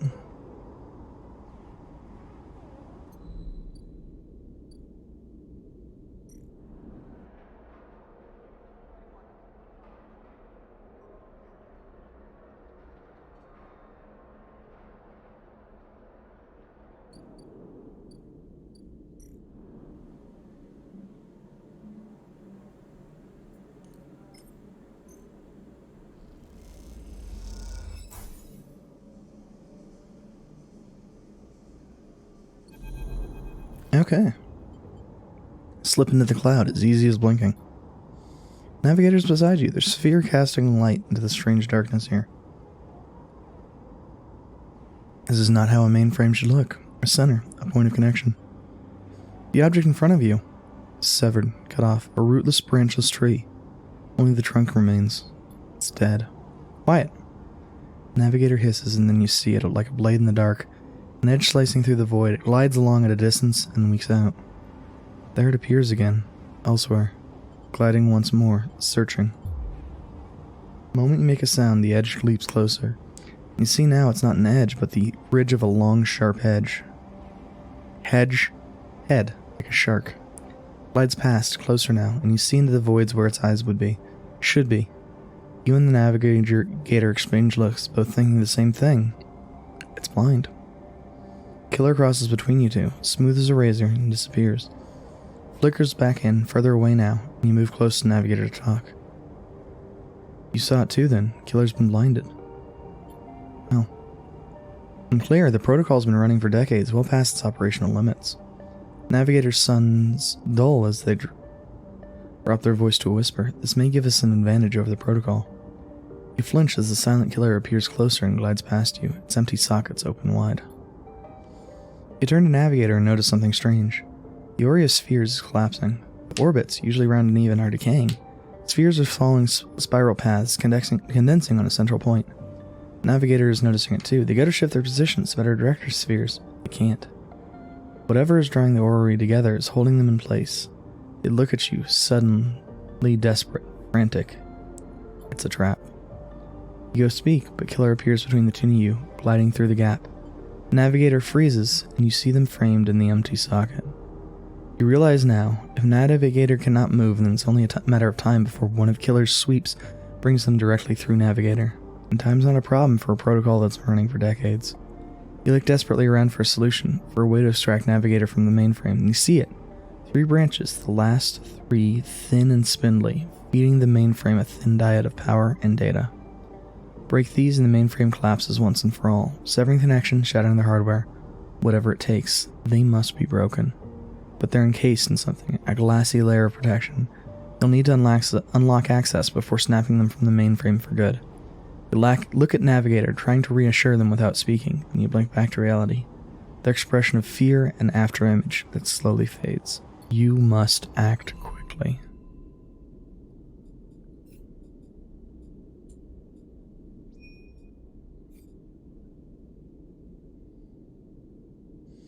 Oh, that's neat.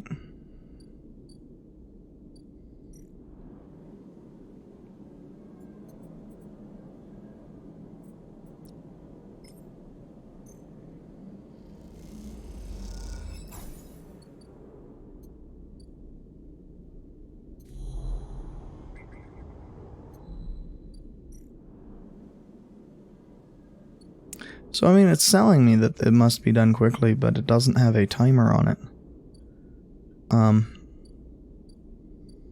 I understand that things can be done without visible timers, but this game has not demonstrated a ton of desire to do so.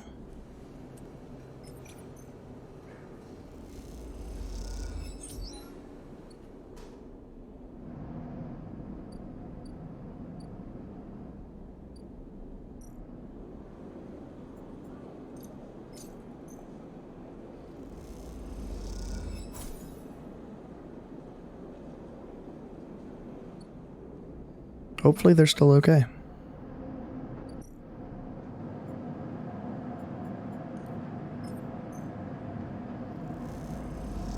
Unfortunately, I need that energy for a realistic shot at this. Not energy, condition. I need those dice.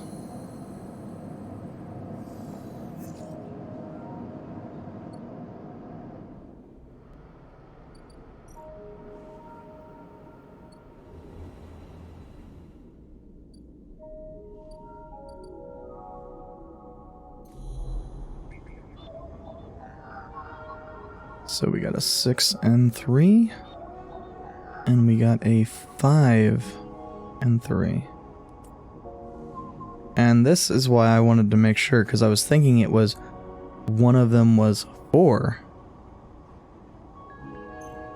And one of them was 5.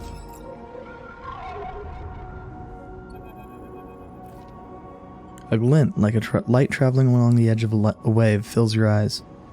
When the blade follows, a long head with 2 dead sockets slipping towards you in silence. You freeze, hoping it will pass you by, hoping it will not simply slice through you like air. Blade head nears, slides past you, almost. Nicks you, grazes you. You're desperate to cry out, to call out. You hold your silence, simply watch the blind eyes of the killer glide past, empty of all thought. Blade winks into the dark. You're alone again. Now you cry out.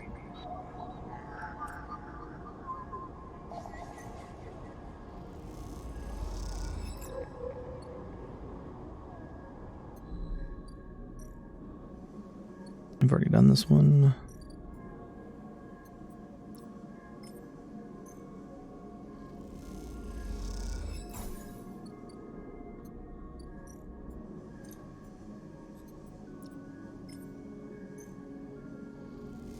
And hopefully, waiting a thing does not have negative impacts on... God damn it.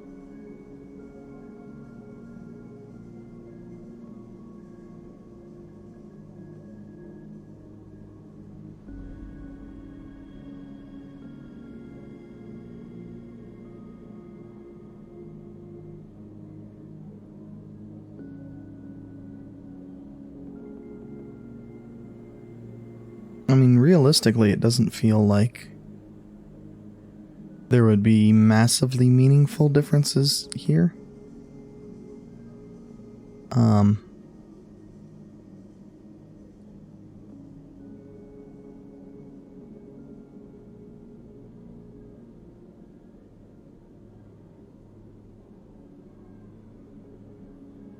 That, and to a certain extent, kind of feels like, you know, it's already been blinded.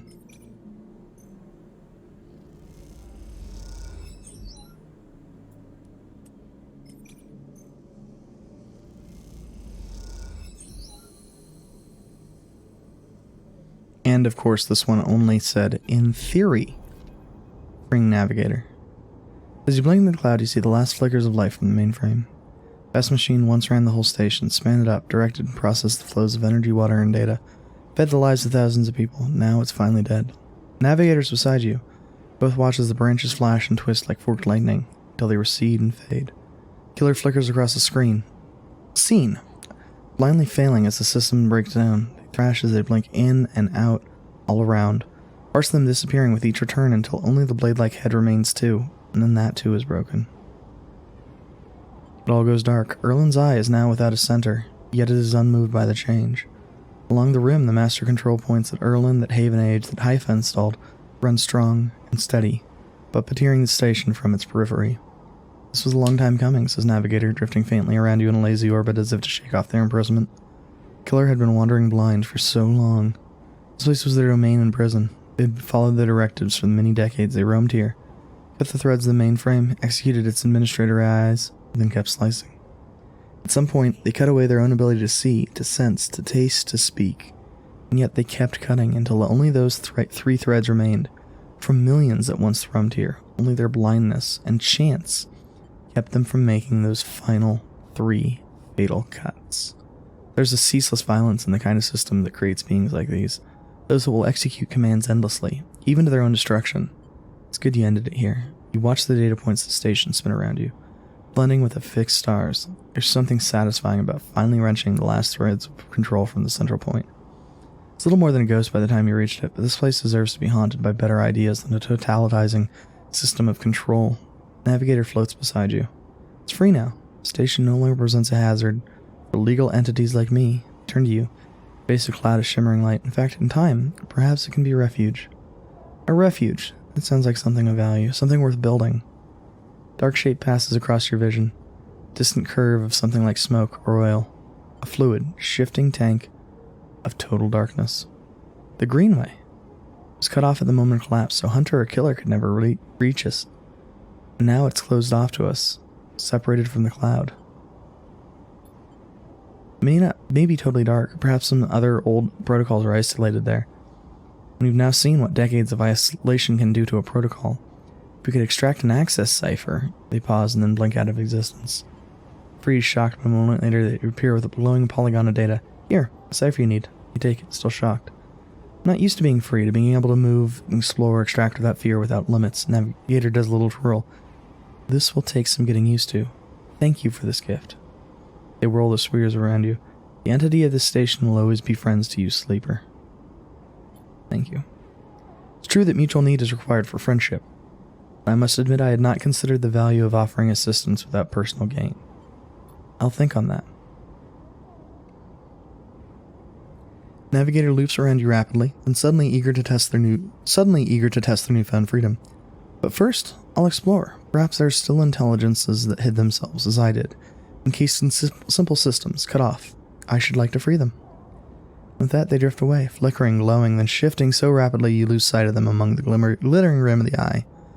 Feel a pang of jealousy, free without a body to weigh you down or fear to limit you. How must it feel?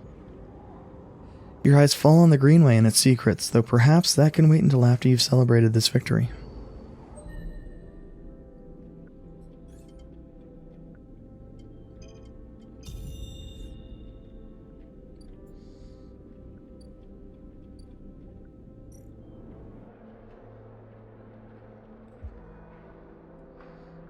Okay.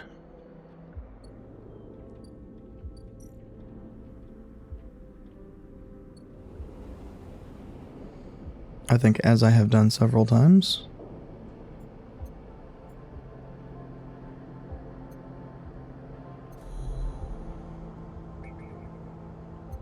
we are going to use the last bit. Not here.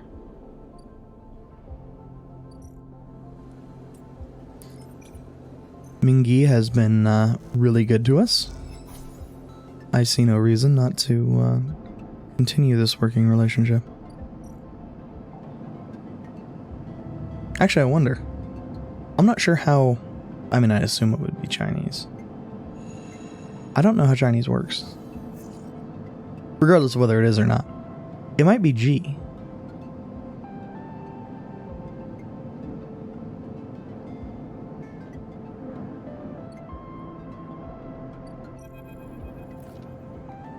More than a few cycles since Fang confronted Hardin. The silence sense has been noticeable. In your time with Fang, you haven't exactly found him to be reliable, but you did expect to hear the end of whatever plan he put into action. But if he won't come to you, you think as you approach the Haven Age building, it's time to come to him. After all, he did promise to fix your tracker, and you're getting nervous. As you approach the bay doors, you see them wide open, light pouring out of the once dark room. Stacks of servers sit outside the bay, suddenly robbed of their mystery by the bright flood lamps. A figure in Haven Age security fatigue steps out of the bay. As you get closer, carrying a stack of hardware. As you get closer, you see the security officer taping up machines from Feng's stash with what looks like hazard tape. That isn't good. You again. Hardin is there, leaning beside the bay entrance so calmly that you barely noticed him. He has a slate in his hand and an inventory of seizures scrawled across it. Predictable, further evidence of Feng's collusions. See another security officer comes out of the bay and take notice of you. Hardin? Hardin pushes away from the mall and comes closer. Don't worry, Sleeper. We have all the evidence we need. Confession won't be necessary. He gestures around the stacks at the hardware. Spying on fellow Haven Age members, hoarding Solheim materials. Possession of corporate data. It speaks for itself. Does it not? That was his job. What would you know about jobs, Sleeper? He looks up at the last roof above and the stars beyond. We're the ones who provide the oxygen you're breathing, the light you're seeing, and the system you use every day to live out your cycles. This was hard fought for, Sleeper. It took work, diplomacy, and strength to stop the Eye from sending into chaos after Solheim collapse, not blind conviction or self-interest. More accusations. What have you achieved, Sleeper? Your entire existence is proof of your self-interest. Sending yourself over to be emulated rather than work yourself. Whether you remember it or not, you suffer from the same shorted-side perspective the person you were copied from. Or, more likely, we were from very fucking poor family, whereas you probably had a silver spoon up your fucking ass. You see, Sleeper, we're proud of our history here. Man, that makes me want to shoot him in his fucking face. Just fucking take a gun and just unload it directly into his fucking brain. We will have lost nothing. Andre Erlin and the First Union founded this place, and Haven Age has welded his values into the station's very walls. We never turn away from the hardworking, the just, the true citizens of the Eye. Haven Age aren't a gang like Yatagan. They aren't pirates like half the spacers you'll meet in the hub, or esoterics like those Haifa radicals in the Greenway. We're the backbone of this place, proud and true. We named Erlin's Eye, Sleeper. This is our station, so please take your false accusations elsewhere. Before I decide I need that confession after all. Pardon you, shithead. Take a good look at yourself, Sleeper, before it's too late. If you have any pride, you'll give up Feng the moment he contacts you. You know where to find me. With that, Hardin turns his back and walks back towards the security officers, ordering them to continue to clear out. As you do, something catches your eye among one of the server stacks. A crumpled, hand-printed box of synthetic chewing gum. Penguin character grinning from the brightly colored card, and scrawled into it, a speech bubble reading, "Take me to Tambor." Carefully pop the box, making sure no one's watching. Turn away. Just another stack of servers is wheeled out of the bay. What have you done, Feng? And where the hell is Tambor? Well, fortunately, I know where the hell Tambor is. It is, in fact, here.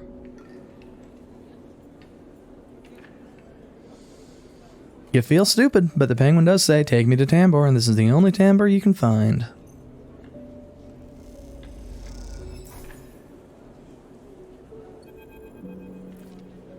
As you go to leave the Tambor, a tea house at hand falls on your shoulder. "Sleeper!" Feng hastens behind you. "How'd you find me?" Hardens your hardware. "Don't worry about that. He's no idea what to do with it." Feng guides you down a set of stairs to one of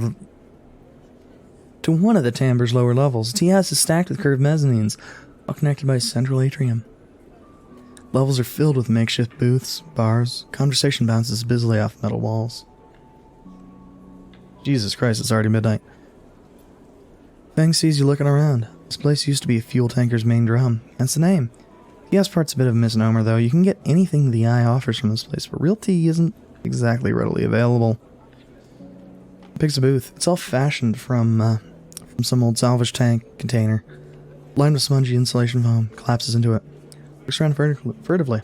Don't suppose you've seen any Haven Age types. They don't usually come out this far.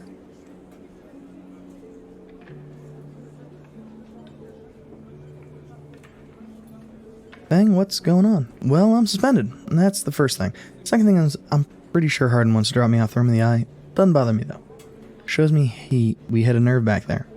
Takes a scrappy hand-scrawled menu from the table and tosses over. What you drinking? Why are you so calm? Know any reason I shouldn't be? Leans in, suddenly concerned. and waves the idea away. Hold that thought. Let's order first. Fang's right. The menu's ridiculous. There's at least 10 different infusions, most of which you can't make out. Flavor is dominated by an extensive complement of esoteric alcohols and cocktails. Black tea is listed without a price as a seasonal specialty. So he ran into Hardin. Was he pissed? Fang doesn't wait for an answer. Snake is so self-righteous he might actually believe that Erlen would approve of his meritocratic bullshit. Haven Age was like it should be. Like it was founded to be. They would have shouted him down at any council meeting. He dared to mention true citizens. He sighs. But I guess his kind run the place now. Young woman with a vine tattoo snaking up her arm turns at the booth, slate in hand. Your order? You skim the menu, her eyes glazing odor. Over. Time to pick something. Girl, neat. Fang taps the table to order the same, and you, she begins, looking at Fang. When she sees him, she suddenly stops. What the? Fang shrinks a little. You're supposed to be working. This is your shift. He grins sheepishly. You work here? Fang waves you to be quiet. Look, Jenna, let's just say this is my break. My friend here has been through a lot. Jenna looks between the two of you. Fang also starts nodding. 2 minutes, says Jenna, pointing to Fang. And only because I don't want to get dragged into whatever this is. She gestures at the table and walks off. What? Fang stretches out in the booth. You know how it is. We all have to eat. Plus, this is the best place around here to find a person you might be looking for. Ooh. Remember that web of connections that Hardin pinged the moment we confronted him? Those are his collaborators. We want to understand what a Solheim executive might be getting up to in the eye. Those are the people we have to find. Fang's almost whispering now. A couple of them I suspect are in low end. Well, almost everyone in the low end comes through this place at one point in time or another. Brings a modified slate out onto the table. Set this up so when anyone with a network signature I'm looking for comes into close proximity, it'll mark them. Once they're marked, we can break through their access protocols, get at the good stuff inside. Just have to find them first. Hence, me moonlighting as a waiter. Wait. Suddenly a smile grows across his face. I have an idea. What? I can't cover enough of the low end on my own. So far I have no matches in this place. 2 of us, we can cover more ground. How? Well, we need to get you out and about in the low end, close proximity to as many people and residents as possible.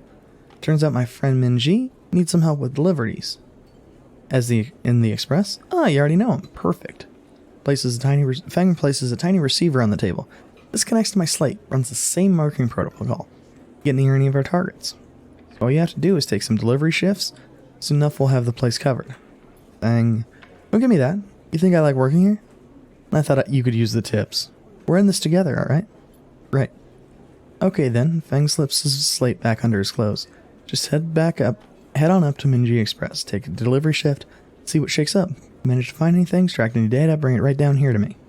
They may on double shifts, so I shouldn't be hard to find. Jenna walks past, carrying a tray of drinks, sharply catches Fang's eye. I don't think she's bringing a drink. I think it's time we called this meeting to a close. Grab the receiver from the table, slip it into a pocket.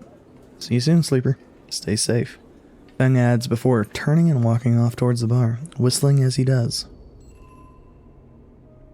Okay. Well, I mean, that just gives us more reason to work here. Though not in the spot I was intending to. What? Game? Oh, I thought we had a plus there. That's fine.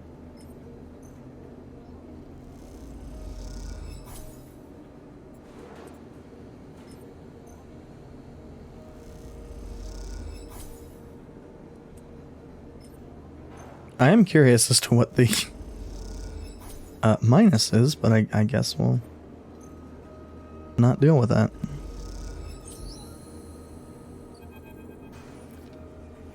Sleeper! You see Fang coming up the corridor as you step out of Minji's.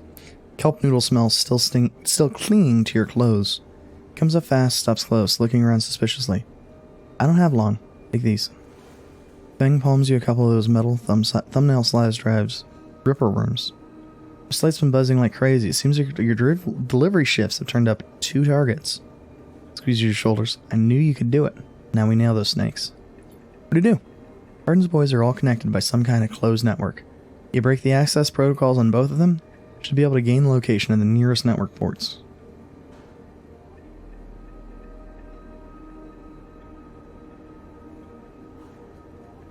Hold on just a moment.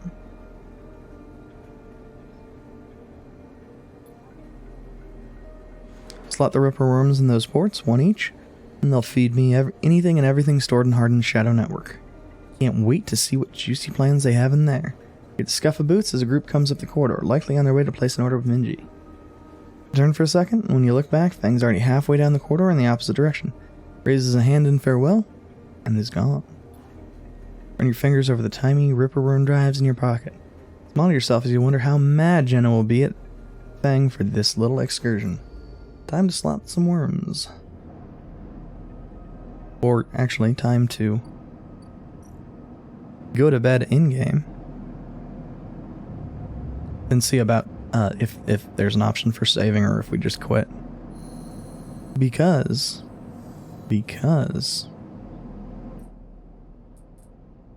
Oh. I guess we just quit.